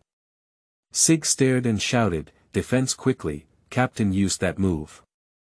There was no need for him to remind them. The knights could see that they were sweating profusely on their foreheads. Kanjia. Abel swung his heavy sword from a distance of more than 10 meters, and as Ron saw with his own eyes, a strong wind or something else fiercely struck the knights across from him. With a loud bang, more than 20 first-class knights fell to the ground and could not stand up. Ron was dumbfounded at the sight.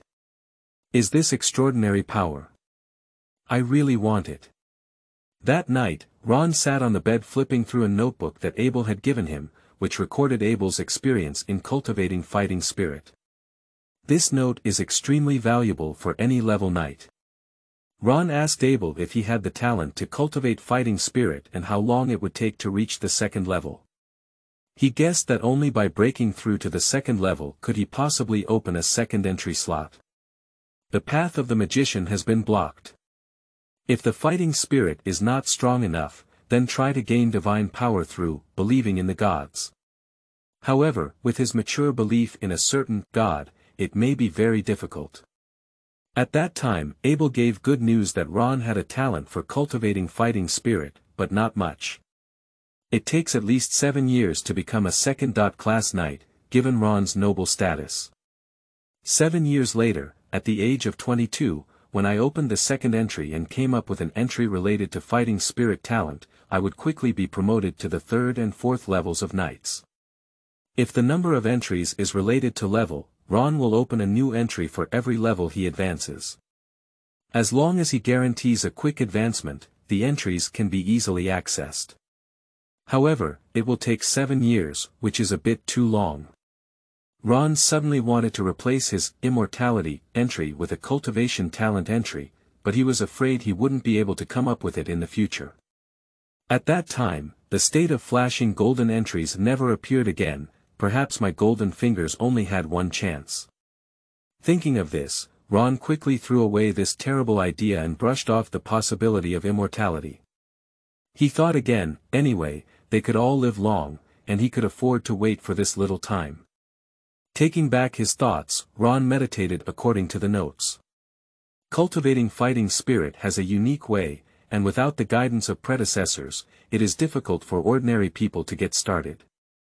There are various types of energy substances in the world, and those who practice fighting spirit need Qi, which is their term for energy demand.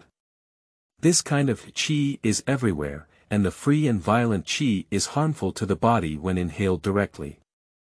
If you want to use it for yourself, you need to meditate and soothe this Qi until you have control.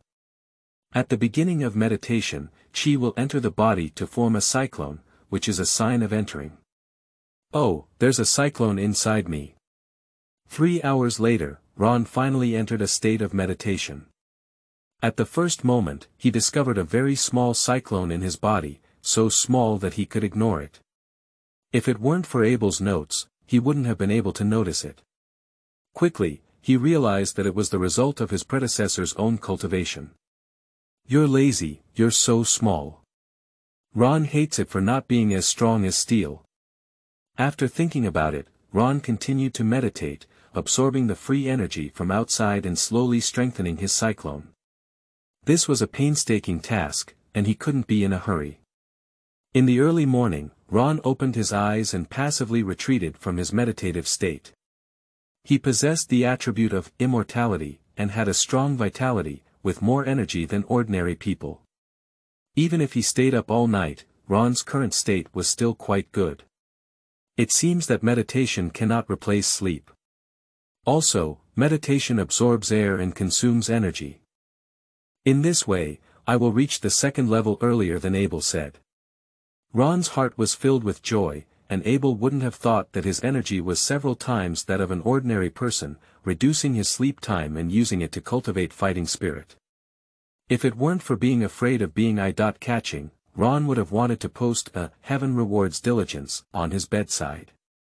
In the following days, Ron's life began to become more abundant, as he handled his official duties while playing with various jewelry and scrolling through his entries during the day.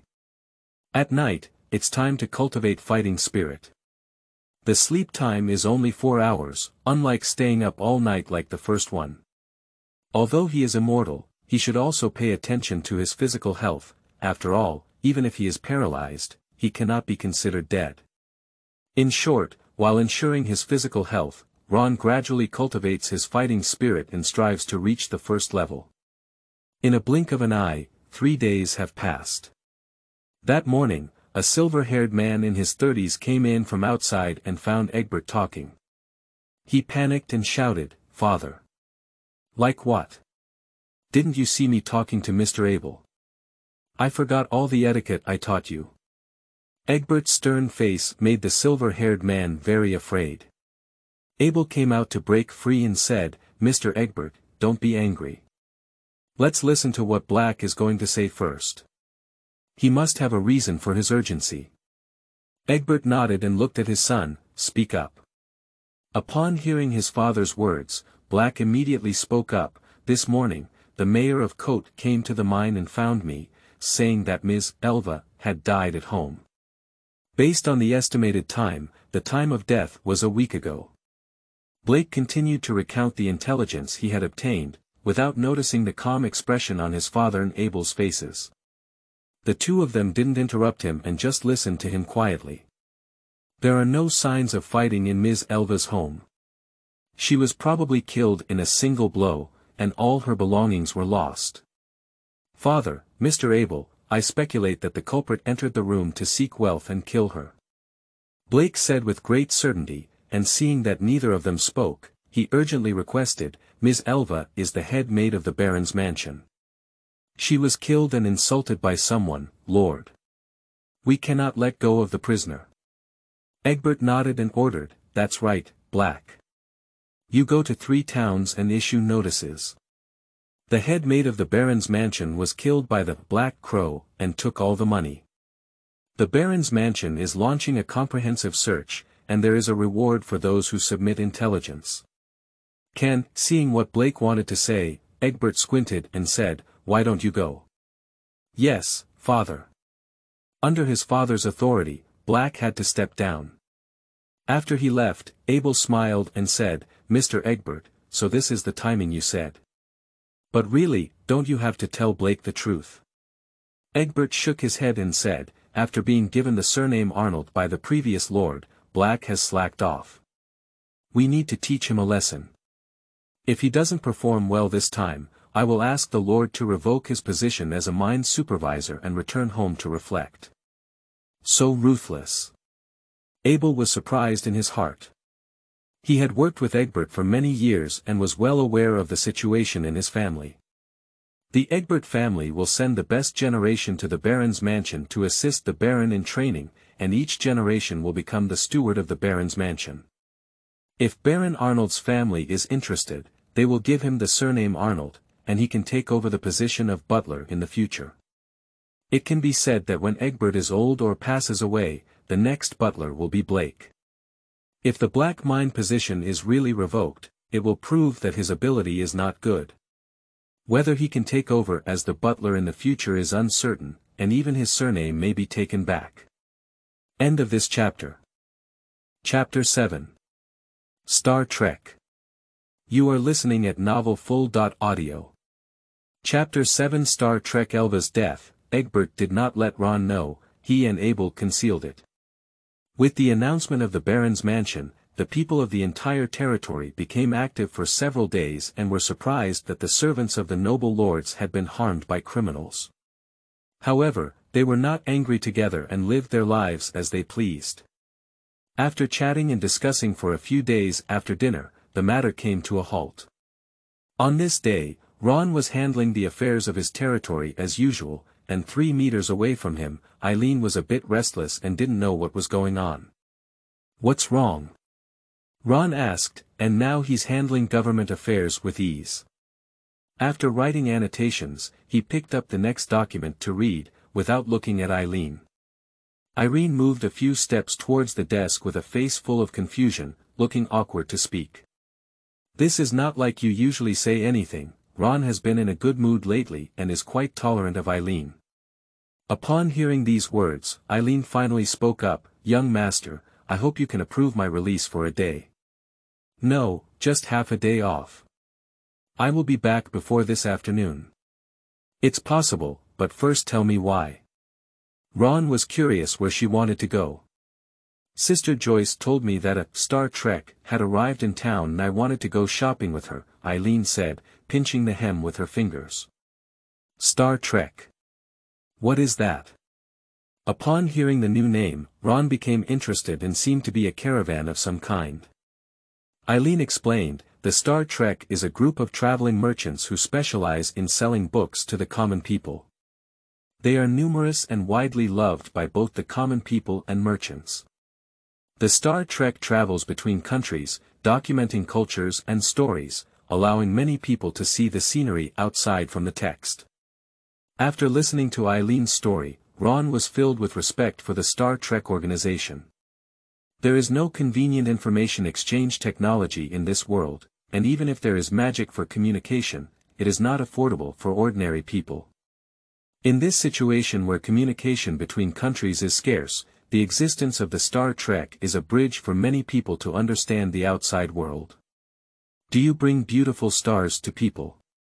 A good name. Ron decided to go see it, put down the pen in his hand, and smiled, "Let someone prepare the carriage, I'll go with you." More than 10 minutes later, a carriage was parked in front of the gate of the Baron's mansion, surrounded by dozens of people. "Thank you, Lord." A maid in her teens bowed and bowed, while Eileen beside her secretly blinked at her. Ron glanced at her, whether or not to say, the maids in the mansion were all very attractive, just like the one in front of him, with brown hair, a delicate face, a tall figure, and a full figure. What caught Ron's attention the most was her rational gaze. "Don't worry, Joyce. On the way, you and Aaron can tell me about the Star Trek. Ron smiled. Yes, Lord. Joyce nodded. At this moment, Egbert approached and said, Lord, why don't you take the guards with you? The town is no different from the mansion, and those commoners are ignorant and ignorant. I'm afraid I might clash with you. It was heard that Ron was preparing to go to town, and Egbert arranged for several knights, including Abel, but they were all rejected by him. The knights wearing armor were too eye-catching, and anyone who looked at them knew that the Lord had arrived. In that way, he would be unable to truly see the living conditions of the people and the attitude of the Star Brigade. Don't worry, Egbert. Ron was completely calm about this outing because he had shipped the goods. That's right, he brushed out a piece of jewelry with a blue entry, which is also the reason why he has been in a good mood lately. Ron glanced at his leafy brooch and felt a sense of security. Don't look like it's just a blue entry, you should know that it's difficult to find entries that are not related to the characteristics of the item, let alone the attributes of the main defense entry. Seeing Egbert's still uneasy gaze, Ron said helplessly to the back, Sig, you come with us and dress more normally. When he heard this, Egbert felt at ease with his dim sum. Shiga was overjoyed. Lord chose him among so many knights, which is a sign of trust in him. Only he can protect Lord. Yes, Lord. Just as he was about to follow up, Abel grabbed him and said solemnly, Sig, you keep an eye on the Lord. If anything unexpected happens to the Lord, you can wait. Yes, Captain. Sig restrained his excitement and made a promise to safely bring back the Lord.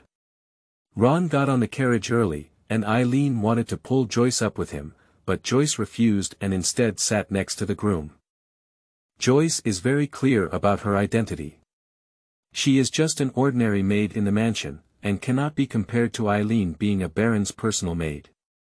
As for what I promised Ron before, having Aaron is enough. Under the escort of Siggy on horseback, the carriage drove all the way towards the direction of Coat Town. Inside the carriage, Ron once again marveled at the luxury of the aristocratic class. The soft cushions made people feel comfortable sitting in the car for a long time. Several things were hung on the inner wall of the car for decoration, including gemstone products and sachets for deodorizing. In addition, when Ron came in, he found that the carriage was divided into 3 layers. The outermost layer was made of metal, and the middle layer was unclear what it was. The innermost layer was made of wood, covering the entire interior of the carriage, making it very comfortable to see. In this way, it not only ensures safety but also provides a good experience for passengers. The groom's driving skills are superb, and the carriage travels fast and steadily in the countryside. Through the car window, Ron only saw the abandoned land all the way and couldn't help but sigh. So he asked, how long does it take to get to town? Irene replied, it usually takes an hour, but Mr. Joseph is highly skilled and only takes half an hour to arrive. The Joseph she spoke of was the driver, an old man in his 50s. Based on the current speed of the carriage, Ron calculated that it would take about 10 kilometers from Baron's mansion to Coat Town. It would be great if the carriage could carry people so quickly. It can be seen from this that Joseph's skills are indeed good. If the road is any better, it can still be faster. By the way, Eileen, you haven't said what type of book you want to buy yet. Ron felt bored and brought up a topic, letting Eileen continue. The capable maid did not disappoint him, and the road would not be too boring.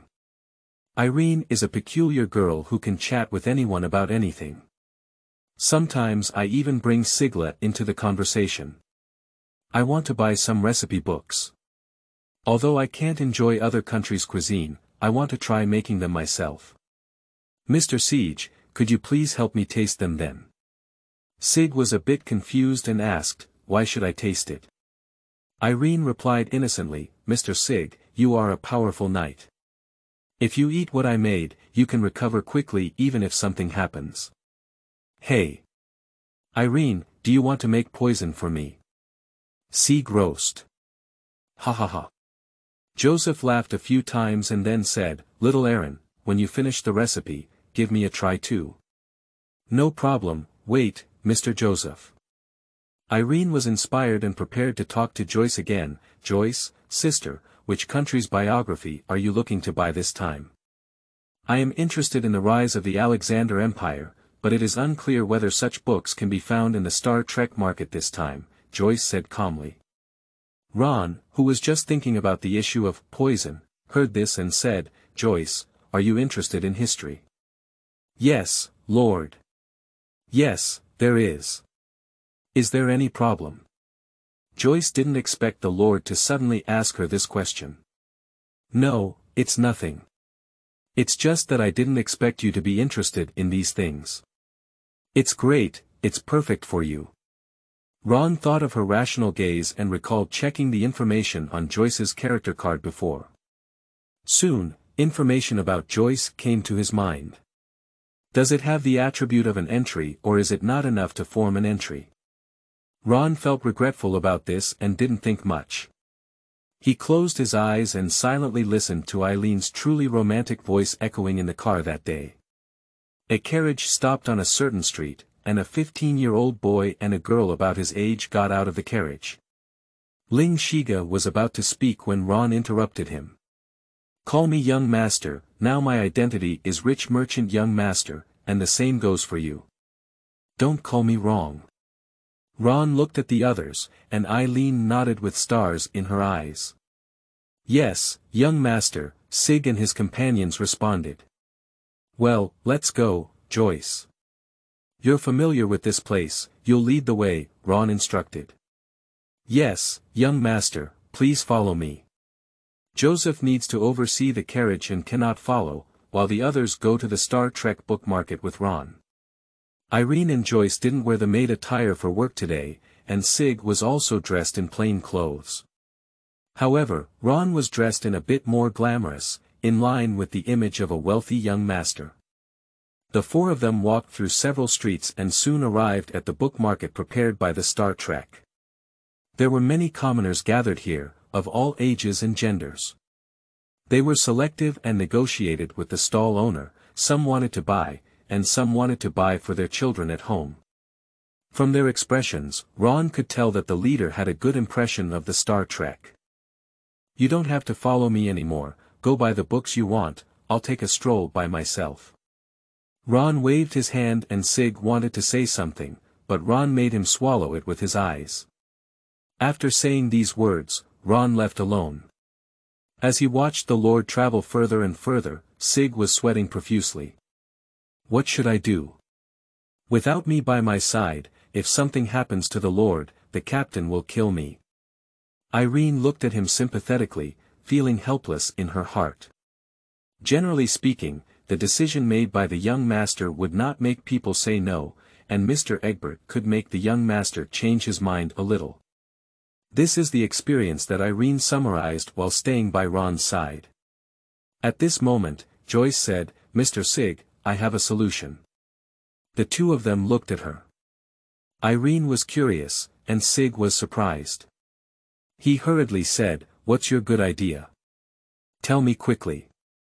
Joyce didn't play a riddle either. "Mr. Sig, you can follow the Lord from a distance and treat yourself as an ordinary person strolling through the market. This can be used as a cover to not be eye-catching and not easily noticed by the Lord. Even if the Lord finds out, you can still say that you happened to pass by." "That's a great idea." Sig was overjoyed and didn't expect Joyce to really come up with a good solution. Irene looked at Joyce with admiration and asked, "Sister Joyce, you're so amazing and wise." Joyce blushed slightly and said, "I also saw it from the book, and it happens to have such content." "What's the name of the book? I also want to read it." "Autobiography of King Olivia II, Thrones. Eileen and Sig. Alright, I won't say much more. It's time for me to protect Lord.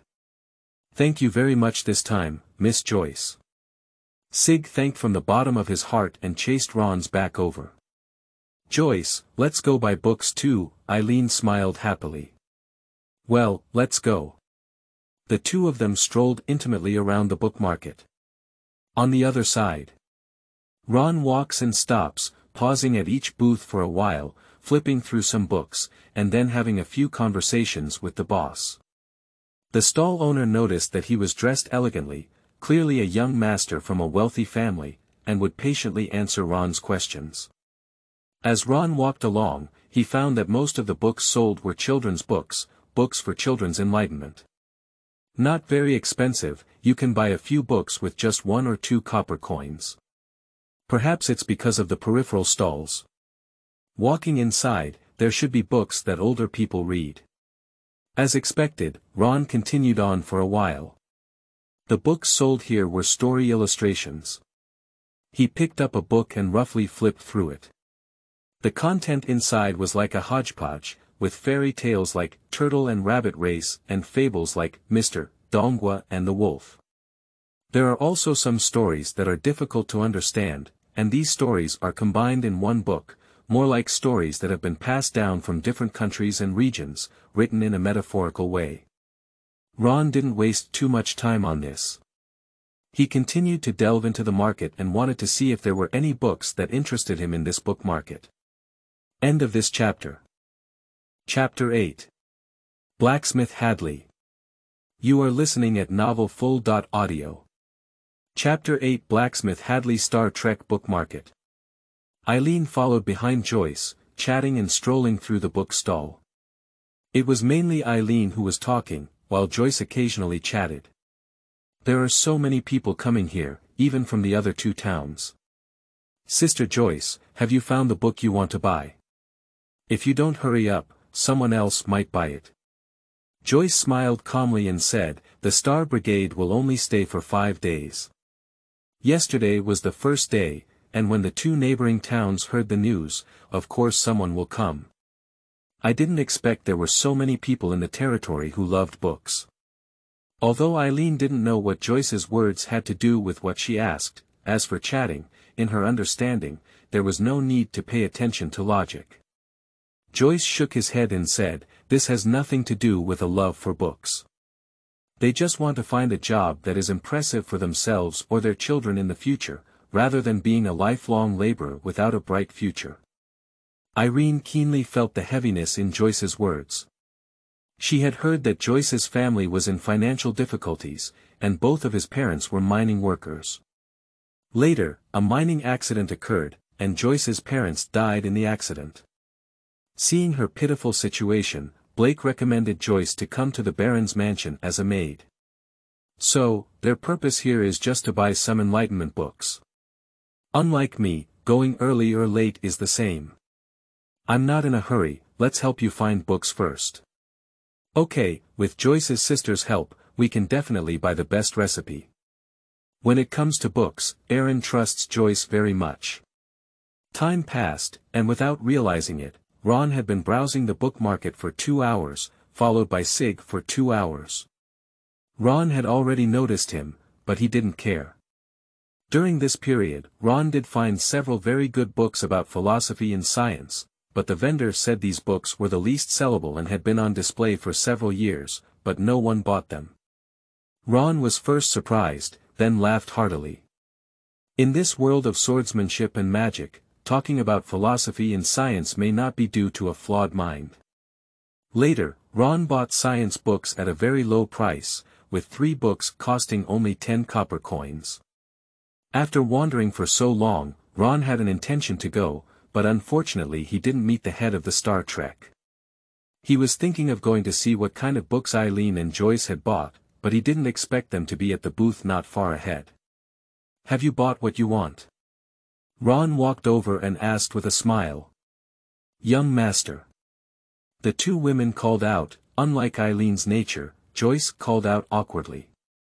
Ron noticed that Eileen was holding 2 not very thick booklets, while Joyce had a very thick book with a cover, which seemed to be valuable.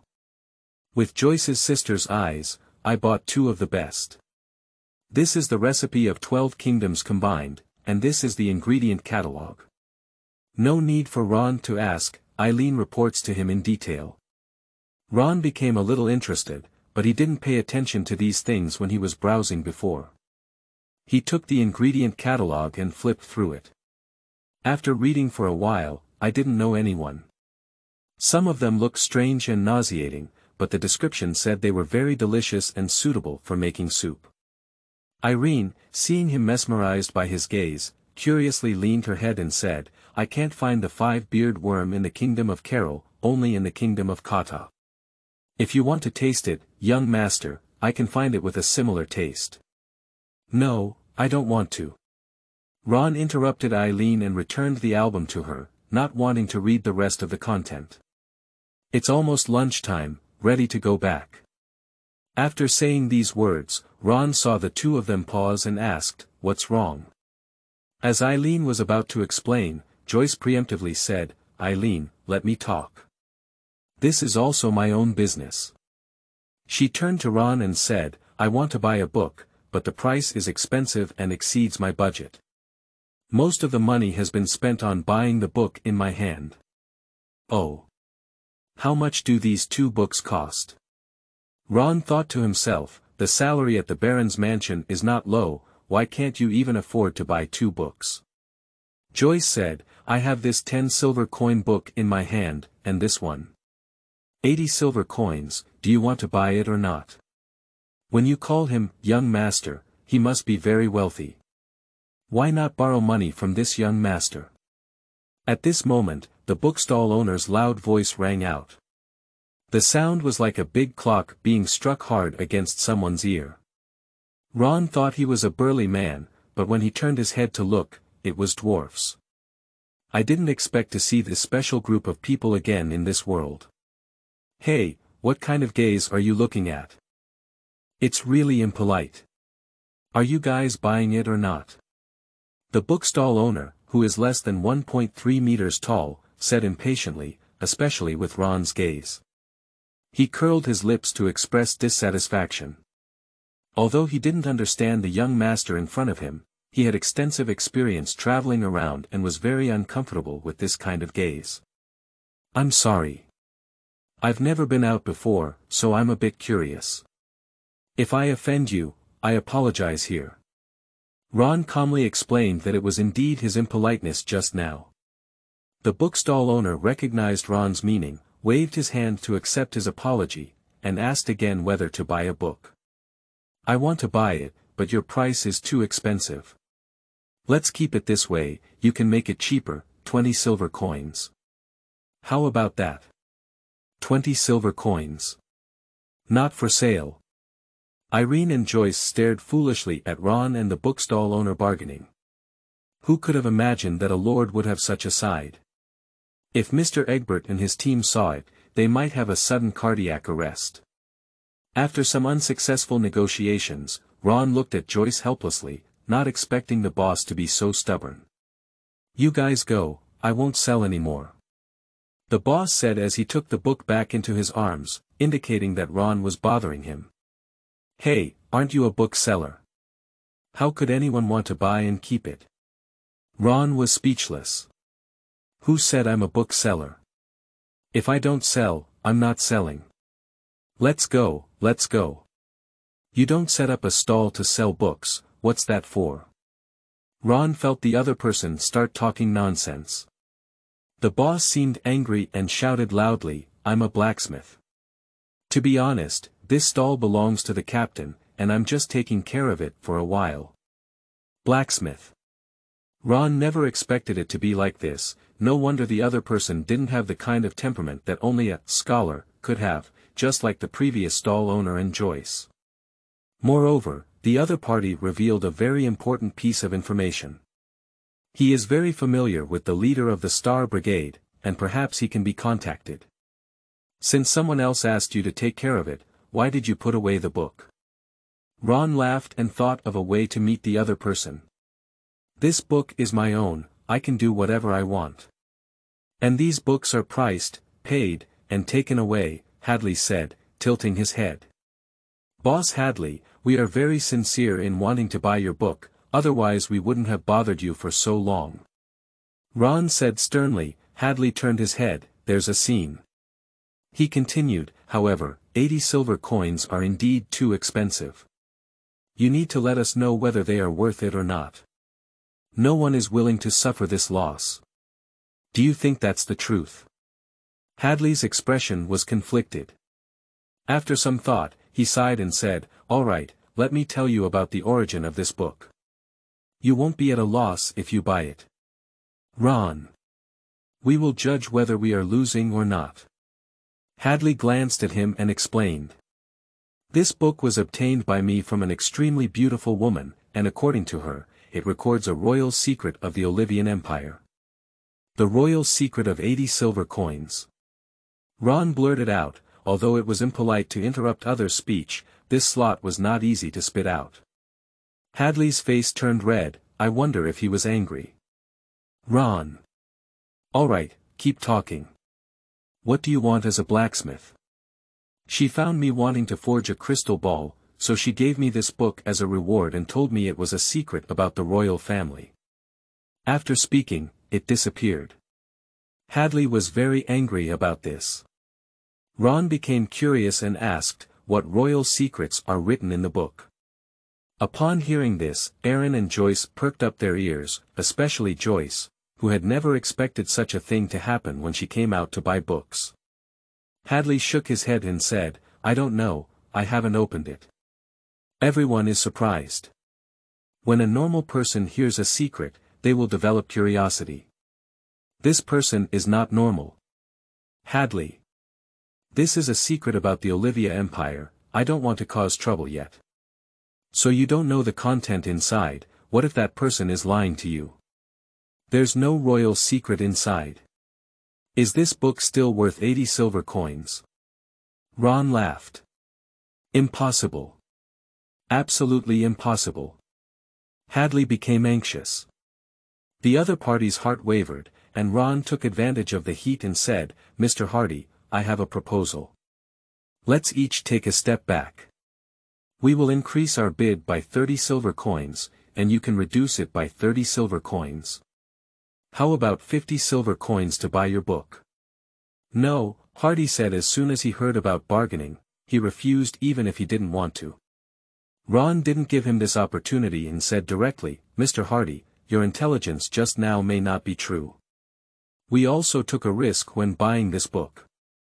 Does Mr. Hardy want to get big money without paying anything? The people of the Star Brigade are like this." As soon as Hadley finished speaking, a person walked out from behind. He had an even physique, a tall stature, and brown skin, which was due to his frequent travels. Ron had noticed him for a long time, and the last sentence was meant for him to listen to. As expected, the other person couldn't sit still. "Hadley, sell it to them, and I'll pay for them." The man approached Hadley with a friendly smile on his face. "Captain Shares," Hadley called out. Ron's mouth curved slightly. As he expected, this person was the leader of the Star Brigade. "Is this gentleman afraid that we won't be able to afford the money?" Ron made a very convincing move to persuade his wealthy young master. Shares remained calm and said, "Of course not, it's just to apologize for the inadequacy of the Star Trek." Ron smiled, thinking that the captain was very interesting, with a great kindness in his heart, yet still able to handle things smoothly. "No need, I can still afford this money, young master." Ron continued to go his own way and handed 50 silver coins to Hadley. Irene looked at him with a strange expression. "What's wrong with the young master? It's not like this usually." Hadley looked at Shares and saw him nod lightly, so he began trading. When the two of them touched, Ron's heart moved, a window appeared, and the character card was generated. He quickly glanced at it and suddenly paused. After the transaction was completed, Ron was ready to take the two women away. "Let's go, we've also bought the book and we'll go back to eat," he said. Shares blocked Ron's way with a friendly smile and said, "It's almost time for dinner. Why don't you let me entertain the young master?" The Star Trek travels through various countries and collects a lot of delicious ingredients. There are also famous chefs in the group, and the delicious food they make won't disappoint you. Ron thought for a moment and said, "Okay, let me taste the flavors of other countries." "Thank you, young Master Ron. It's an honor for the Star Brigade to invite you as a guest. Shares showed great courtesy, but it's really necessary for a wealthy young master to do so. First of all, let me apologize. There is a small matter in the market that I need to handle, but I will arrange for someone to take you there. Ron nodded, and so they left under the guidance of a member of the Star Brigade. Shares looked at their backs and then said to Hadley beside him, "Hadley, please go and invite the knight to come with you."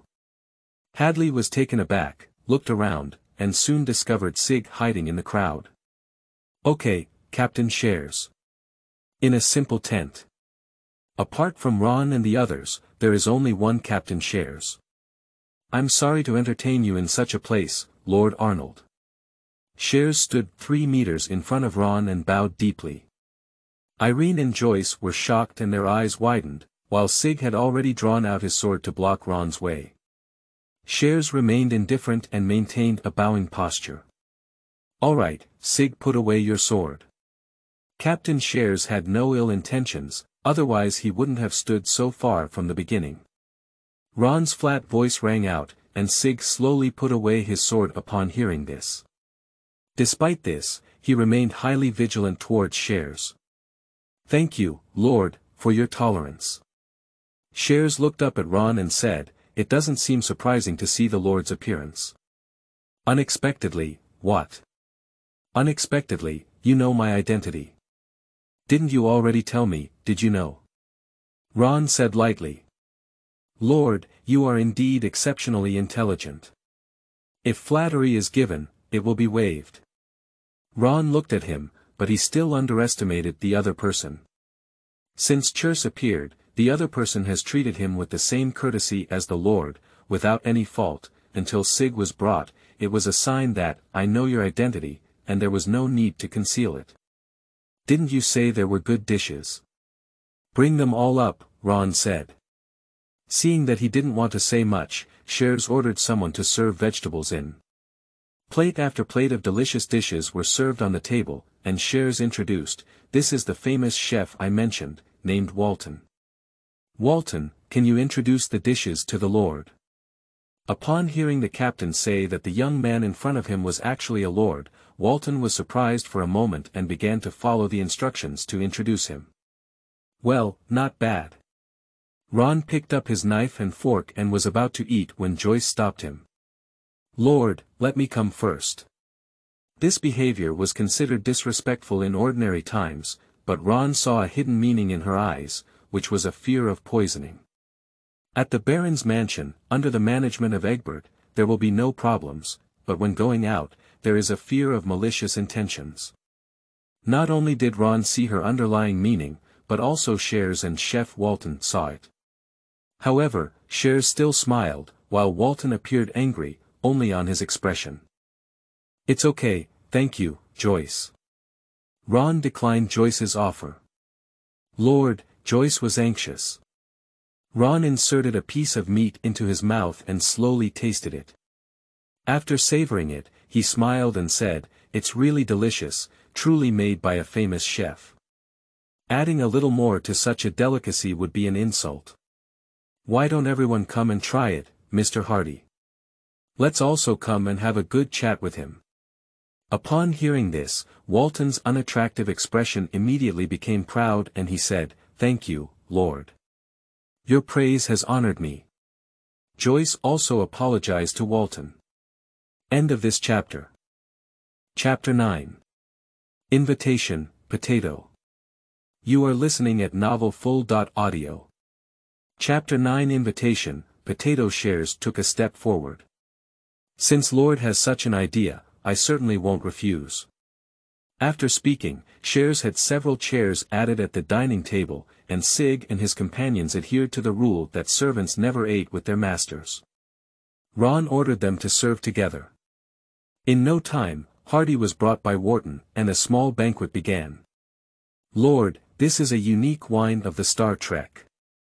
The ingredients used for brewing are from different kingdoms' specialties. If you like it, I would like to give it all to you." Cherth poured Ron a glass of wine with a faint glow. Ron looked at it and realized that he wasn't good at drinking and didn't know how to taste it, but in terms of its appearance, it could be considered a work of art. Oh. What's the name of this wine? It's as if you've seen a night star, Ron said with an interested expression. Lord, you are indeed knowledgeable, and you can immediately recognize the name of Starry Night wine. Everyone could tell that Shares was flattering, but the expression on his face didn't show a trace. Instead, he felt that it should be like this. Sig frowned. The leader of this star brigade has more skills than Captain Abel. Good name. Ron raised his glass and sniffed under his nose before taking a small sip, saying, "It's also good wine." Shares smiled humbly and said, "Since the Lord likes it, I will have all the Starry Night wine sent to your mansion." Ron didn't say anything more about the wine. "Everyone doesn't have to worry about me, just order whatever they want." As he spoke, he swept his gaze over Eileen without leaving a trace. At this moment, he needed her to act, hoping that Eileen could understand his meaning. This time Ron was disappointed, and Eileen's attention was drawn to the various dishes on the table, not even noticing his gaze. Joyce noticed it, but she didn't understand the meaning of Ron's gaze. After some thought, she said to Eileen, "Eileen, don't you want to try different countries' cuisine? Mr. Walton is an expert in this field. With such a good opportunity, why don't you ask for advice?" Irene was suddenly pleasantly surprised. "Yes, Sister Joyce, thank you." Walton was feeling uneasy when he heard this and said, "Miss Irene is also interested in cooking." Irene straightened up and humbly asked, "Yes, this is the ingredient catalog and recipes from various countries that I just bought. Please explain to Mr. Walton, and I will pay for it. There's no need for the compensation, they're all people who love cooking." "All right, if Miss Irene finds good recipes and ingredients in the future, just show them to me," Walton said generously. Ron gave Irene a thumbs up in his heart, and the two discussed their interests, breaking the awkward atmosphere at the dinner table and creating a relatively balanced conversation environment for both parties. Sometimes it's not just superior and subordinate conversations that are advantageous. Only in a balanced environment can the other person possibly tell you something you don't know. And among the people present, only Eileen has this ability. Not everyone can achieve the ability to chat with anyone. Where does Mr. Shares come from? What magical scenery and experiences have he seen during his journey? Can you talk to me? Ron said in a relaxed tone. Of course, Lord would be happy to hear from you. No need to call it Lord. Let's change our name and relax. Let's just chat and eat dry. Even eating delicious food is boring, isn't it? Kirsten paused and said, "You're right, I'll call you Mr. Arnold." Seeing Ron nod, he smiled and said, "I come from the Empire of Caslant, and it was my master who saved me from slave merchants. The Star Trek was also created by my master." After eating this meal for a long time, Ron saw the beauty and danger outside of his territory from Chelsea's simple description. "Ron. What about Hardy? He said he's a blacksmith, why did he join the Star Trek?" Upon hearing the topic come up to him, Hadley's drinking movements paused. He said, "I traveled to various countries to improve my forging skills and gain experience, but traveling inevitably brought danger. Once, I was in a dangerous situation, and fortunately, with the help of Captain Shares, I didn't die." Shares took the conversation and said, "I saw that Hadley has excellent forging skills, so I invited him to join the group and forge some tools for daily use. He can also safely travel with us and exchange technology with other countries." "I see, I understand. But I have a question. Can Mr. Hadley answer me?" Hadley looked puzzled and said confidently, "You ask." "Captain Shares said that you have excellent forging skills, so what level does your level belong to in the Olivian Empire?" Previously, Ron and Hardy briefly touched each other and naturally saw Hardy's character card. Unexpectedly, this person had a blue entry. This is the first time Ron has seen a person with a blue quality entry. Hardy's entry attribute is related to his ironmaking profession, called Little Blacksmith, which enhances the quality of the blacksmith and has a natural sensitivity to minerals. So Ron took the initiative and wanted to try to recruit his subordinates to do things. They are talented. Speaking of his professional field, Hadley proudly said, I still have some reputation in the Empire. After a few more years of training, Hadley will definitely enter the top ranks. Shares laughed and said, Hadley's words are true. I can testify that those famous adventurers all want to ask Hadley to forge weapons that they can use, but they all have no way. So Mr. Hardy is such a famous figure, can I see your masterpiece? Ron thought to himself, since Hardy has the blue quality entry, the forged items should at least be of green quality, and may even be blue. The green item has 2 entry slots, and he has not seen the blue one yet. It is speculated that there should be 3 entry slots. If Hadley is really hired as a subordinate, then he can have as many green and blue items as he wants, without having to search for high-quality items. If he wants them, he can find Hadley to make them, which would be much more convenient. Do you want to see my masterpiece? Really? Hardy's beard curled up. That's natural, isn't Mr. Hadley willing? Ron smiled and said, knowing deep down that the other party would definitely give it. Wait a moment, I'll go show you, Hadley said, quickly stepping out of the tent with his short legs. Quickly, Hadley appeared in front of Ron holding a round shield. Sig next to him stared straight. He was a knight, and of course his vision was better than Ron's. He could tell at a glance that the quality of this shield was excellent. Is this Mr. Hadley's masterpiece? To be honest, Ron was a bit surprised as he thought it was an offensive weapon like a sword. Shares explained, besides being a blacksmith, Hadley himself is also a First-Order shield warrior. Both ordinary people and First-Order superhumans display a silver star on their character cards, which Ron cannot distinguish. In terms of level, it means that ordinary people are at levels 1.9, and First-Order superhumans are between levels 10.19, both within the range of a silver star. This round shield is exquisitely crafted, with a small surface area and a diameter of only 50 centimeters, which is indeed small compared to adults, but just right for Hadley. Ron naturally reached out and rested his hand on the round shield, and at the beginning, a blue light appeared. Shield, figure, entry 1. Resilience, white, entry 2.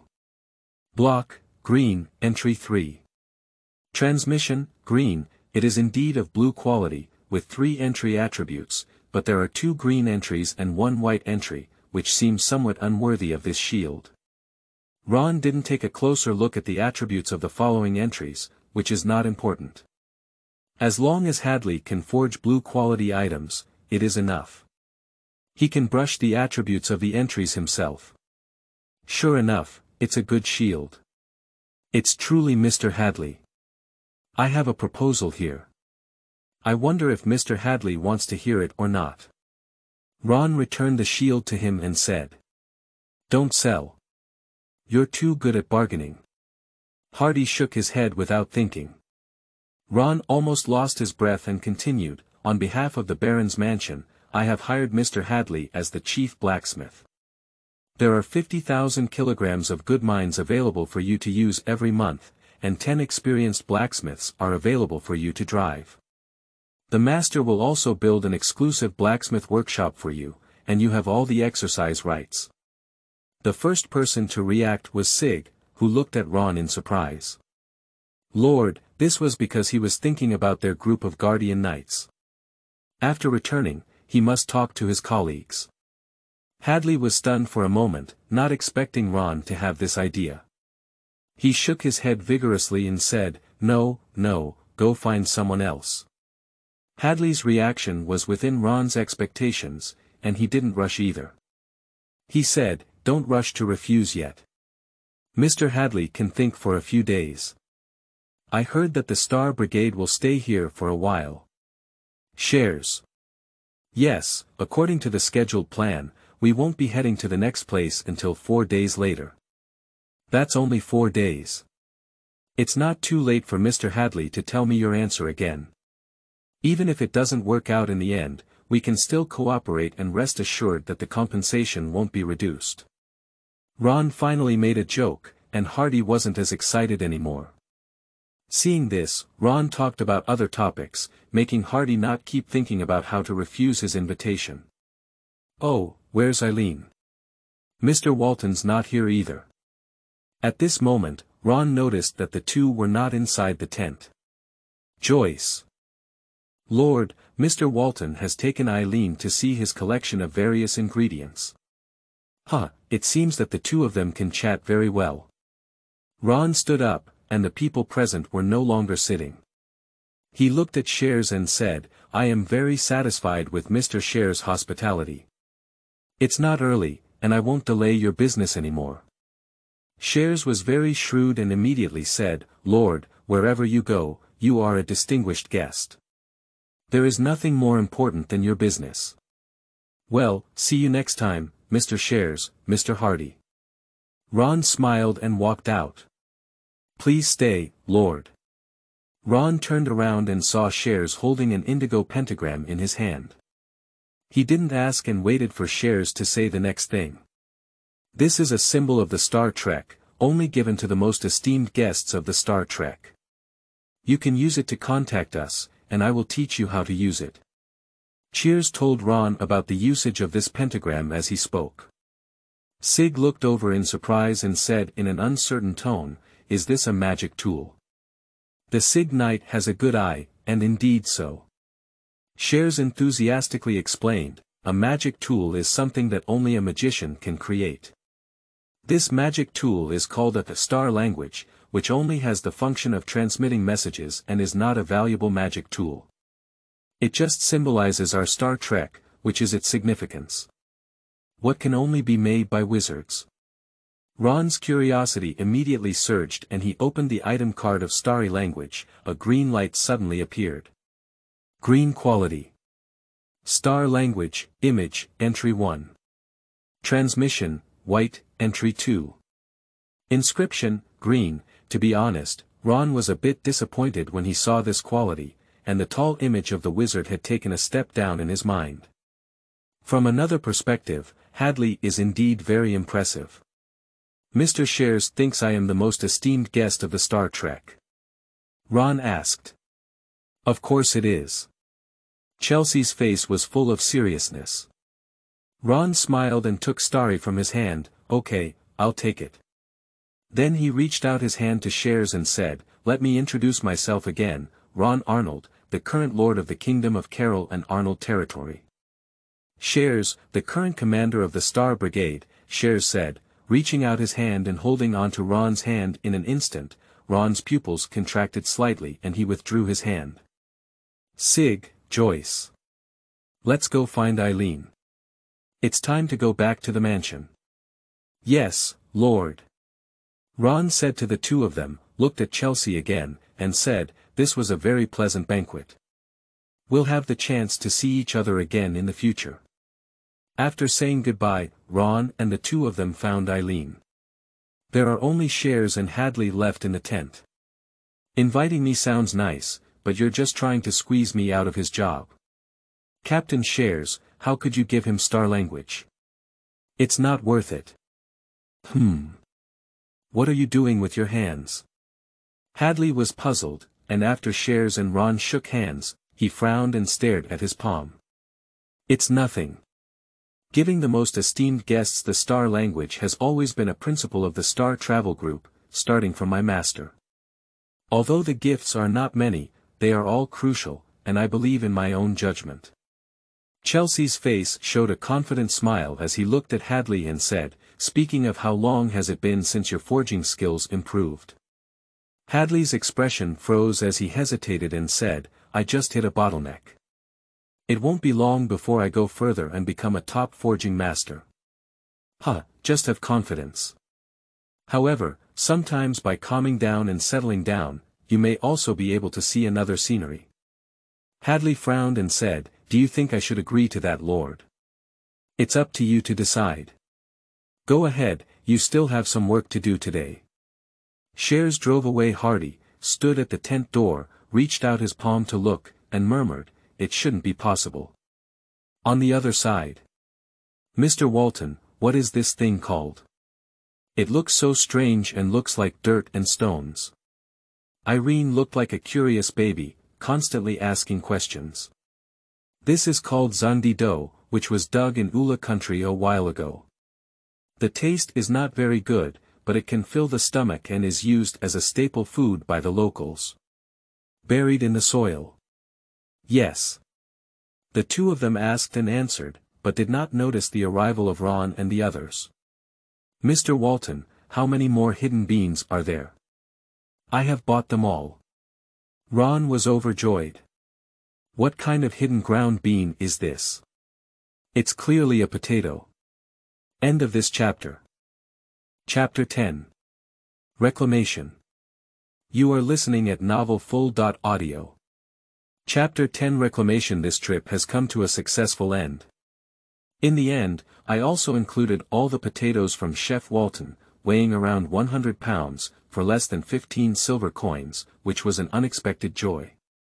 Ron instructed to pack the potatoes and hang them behind the carriage, leaving Sig to take care of them all the way. If one fell, he asked. Inside the carriage, Aaron couldn't help but be curious and asked, "Young master, is this hidden bean a treasure? Why do you value it so much?" "I'll know then." Ron didn't explain much. The journey back had no twists and turns, and the carriage stopped steadily at the entrance of the mansion. When Ron got off the carriage, Egbert and Abel had already bowed here to welcome him. "Welcome, Lord, back to your mansion." The two of them rang out together, and a group of knights and servants beside them also shouted. Ron was accustomed to this scene and nodded lightly in response. Egbert walked up and said, "Lord, you have finally returned. If it weren't for someone coming to the mansion to say that you are in the Star Brigade and the captain is treating you, and I sent someone to confirm, I would have asked Abel to save you before his death. It seems that Shares sent someone here. He is a thoughtful person, no wonder he can control the Star Trek. If there is really a malicious intent towards me, Abel cannot save me. The captain of the regiment is of the 3rd rank and just doesn't know what profession." Ron smiled. "What?" The two were shocked, and a cold sweat broke out on Sig's forehead. Ron, however, didn't care and pointed to the potatoes behind the carriage, instructing, "Egbert, please have someone place this bag in a cool place and don't let anyone move it. I'm of great use." "Yes, Lord." Although it's unclear what that is, loyalty to the Lord is Egbert's character. After giving the order, Ron walked all the way into the mansion, which was stained with a lot of dust. He needed to take a good shower. Half an hour later, Ron appeared in the study, where he often handled territorial affairs. Irene stayed next to him as before, changing into maid attire with a hint of water droplets on her hair. Obviously, she had just bathed and had not had time to dry her hair. People with unclean clothes are not allowed to enter important places like aristocratic study rooms. Ron glanced at her while flipping through the documents and said, "Go dry your hair. You don't need it now, and by the way, ask Joyce to come over." Upon hearing this, Eileen was deeply moved. She knew that the young master was worried about his illness, so she said so. Leaving the study, Irene arrived at the maid's residence. Joyce was on vacation today, so she didn't have to work. At that moment, she was sitting in bed flipping through newly purchased books. Irene conveyed Ron's words to Joyce, which left her confused. What does Lord need to ask her for? "I know, I'll go as soon as I change clothes." Joyce quickly changed into work clothes. Even though he had taken a vacation, the Lord's order could not be refused, and he must wear the prescribed attire in the mansion. After a while, Ron saw Joyce in the study. "Lord, do you have any instructions?" Joyce asked respectfully, with his hands folded and naturally hanging on his abdomen, standing straight 5 meters in front of the desk. Ron put down his pen and asked, "Do you like reading books? Do you like the stories in books? Or do you like knowledge?" Joyce paused for a moment, unable to understand the meaning Ron was asking. After pondering for a few seconds, he honestly replied, "Lord, I like it all. If I really want to say a definition, I want to know things I don't understand." It was Ron's turn to be stunned this time, and he chuckled lightly. That's a great interest. However, your idea cannot be realized solely through reading. I know, I just need to do my best, Joyce said without wavering. Ron remained silent, knowing that she didn't say everything because her identity was just a commoner, just an ordinary maid in the Baron's mansion, and she couldn't do anything else. Within her ability, she could only rely on books to understand. Okay, let's talk about the rest. Ron paused for a moment and continued, you've done a lot of credit for going out this time. Tell me what reward you want. During this Star Trek tour, Joyce had two actions that satisfied Ron. One was that she was the first to step up and test Ron's poison, and the other was to ask Eileen to lift the serious atmosphere at the banquet so that his next plan could proceed smoothly. Lord, I don't need any reward. The best reward would be for you to keep me working in the mansion. Really don't want anything. For example, I can give you the right to enter the study to read. Ron's words penetrated Joyce's ears like heavenly sounds, causing her whole body to tremble and a hint of disbelief to appear on her face. It should be noted that nobles attach great importance to knowledge and do not allow commoners to venture into it. While some basic literacy skills are commendable, precious books with covers are absolutely not allowed to be read by commoners, as this is the only way for nobles to consolidate their power. The Star Brigade also does not sell books that violate regulations to the common people, so some truly good books are generally not available to the common people and are in the hands of the nobility. Ron could tell Joyce's true thoughts by looking at her expression. He continued, don't you like reading? This is the best opportunity, not necessarily the next time. Joyce struggled, these words seemed like they came from heaven, but they came out of Ron's mouth like demon whispers, tempting her to eat the poisoned cake. Thank you, Lord. In the end, Joyce yielded. Well, a wise choice. Ron was not surprised by such a result. If the territory wanted to develop quickly, it needed more people like Egbert. During this trip, Ron saw that quality in Joyce, so he chose her and gave her a chance. You can come to the study to read after finishing your usual work. Don't disturb me while I'm handling government affairs. Joyce thought for a moment and realized that after finishing work in a day, in addition to regular sleep, he has 1 to 2 hours of rest time. If he works fast, he has 3 hours, which is enough. You have also seen the situation here. You come to clean the dust on the bookshelf, and I have entrusted you with the sorting and organization of the books. If there is no problem, let's continue. There will be new work starting tomorrow. Ron gave a simple command and waved his hand to leave. But Joyce's legs didn't move. Ron saw it and asked lightly, what's up? There's still a problem. Lord, I'm starting to familiarize myself with work now, okay? Joyce asked softly. Ron. Okay. Afterwards, Eileen learned about this and was happy for Joyce. Egbert was worried that something bad would happen in the future and advised Ron, but when Ron calmed him down, it was decided that Joyce would be able to enter the study, and no one dared to say anything openly. In the following days, Sig was assigned errand work by Ron. Tell him to send 10 pounds of good ore to Hadley every day. If the other party doesn't accept it, there's no need to come back. Under such pressure, Sig comes back very late every day and is more tired than usual during training. Abel and the knights also heard about Hadley's situation from Sig, knowing from the bottom of their hearts that the Lord had put in a lot of effort to hire a blacksmith master for them. Sig, it's up to you whether we can have excellent equipment in the future. Master Hadley must come to our Baron's mansion, said Ibuprofen and a group of knights patting his shoulder. Sig felt a great sense of responsibility and solemnly said, leave it to me. Lord, I have heard about these Tibetan beans. Do you want to plant them on a large scale in your territory? But this is also the first time we have seen such food, and no one knows how to plant it. On an open space in the mansion, Ron and Egbert stood opposite each other, with potatoes covering the ground and dozens of attendants holding hoes beside them. No problem, we'll have results in 3 or 4 months. Ron didn't worry at all. He looked up slightly and saw a place where the miracle tree was located in the courtyard. Egbert, it's almost summer, right? Ron said something unrelated, leaving Egbert confused.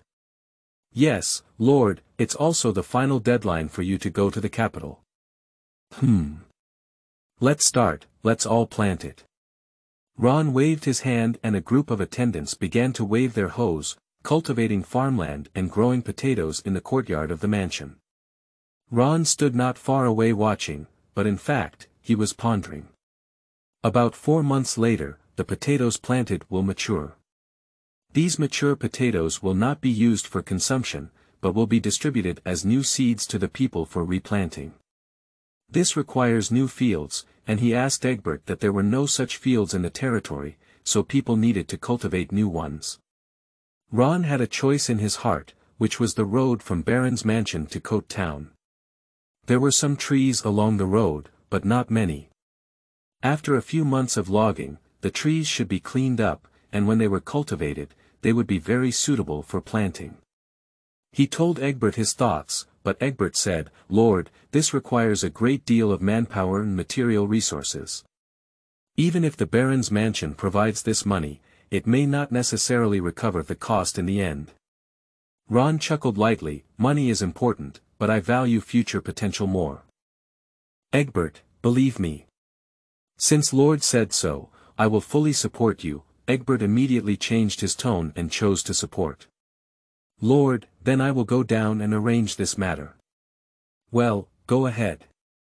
Ron looked at his departing figure and silently thought that although Egbert had some stubbornness could be abandoned in the face of loyalty. If one day he wants to become a king, Egbert may immediately persuade himself not to do it and then help deal with the difficulties ahead. What a cute and handsome old man he is. The temporary residence of the Star Brigade. Hadley put in a lot of effort to see Sig off again and asked helplessly, what do you mean by him? He needs to reach this level to recruit me.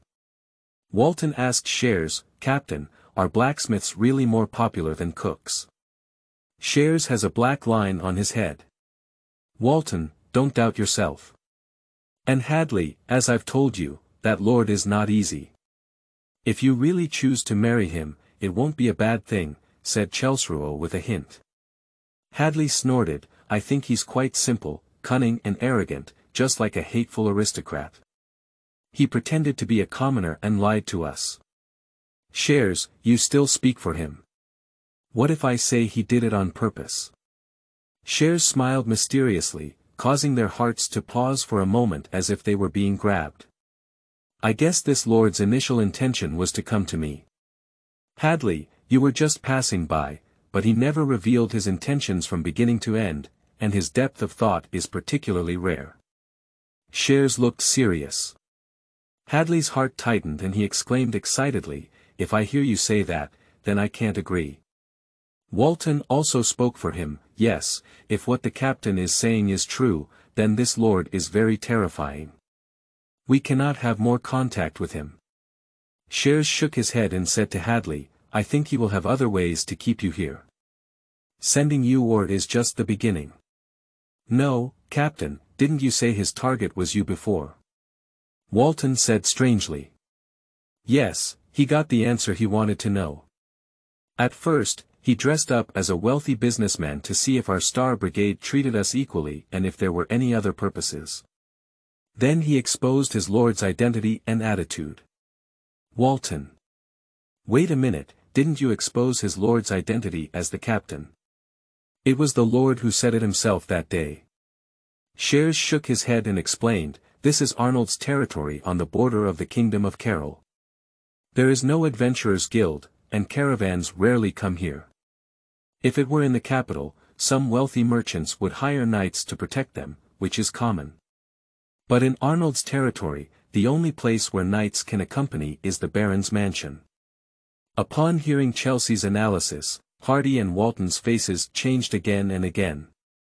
Hadley thought of something and quickly asked, Captain, is there any calculation in that lord's bargaining for my book? Shares frowned and remained silent for a long time, I don't know. Hadley's face turned pale, and he didn't even know the captain, let alone Ron's image in his mind. However, I think you should stay here. Hadley wanted to say something, but Shares stopped him and continued, there are many masters hidden in the three empires, and even important figures exist in the kingdom of Carlo. The beautiful woman you met before, I guess she is. The next day. The summoning order for the Baron's mansion issued by Egbert to the 3 towns in his territory was quickly signed up, with over 60 people. Ron went to take a look, either elderly people over 60 years old or children under 15 years old. This situation left him silent for a while. Finally, Ron ordered those who were unable to work to go back and gave them a small sum of money, telling them that if someone who could work was introduced, a copper coin would be given as compensation for each person introduced. Now, those old people and children are happy. They don't have to work, they can just take money with their mouths open. Is there such a good thing? The news spread quickly, and within half a day, the Reclamation team gathered 100 people and began working. But Ron is still not satisfied. There are only 100 people now, and they are still too few. It will take a monkey year and a horse month to fully cultivate them. He asked Abel to lead the knights to join this large group together. The physical fitness of extraordinary people far exceeds that of ordinary people, and within the same time, the efficiency of cultivating wasteland is definitely several times that of ordinary people. There is no reason not to use such a strong labor force. However, knights have their own dignity, and their duty is to protect the people they serve, unwilling to do these rough jobs. If Ron forces orders, they will also follow, but he needs to plan for them to willingly cut down trees. End of this chapter.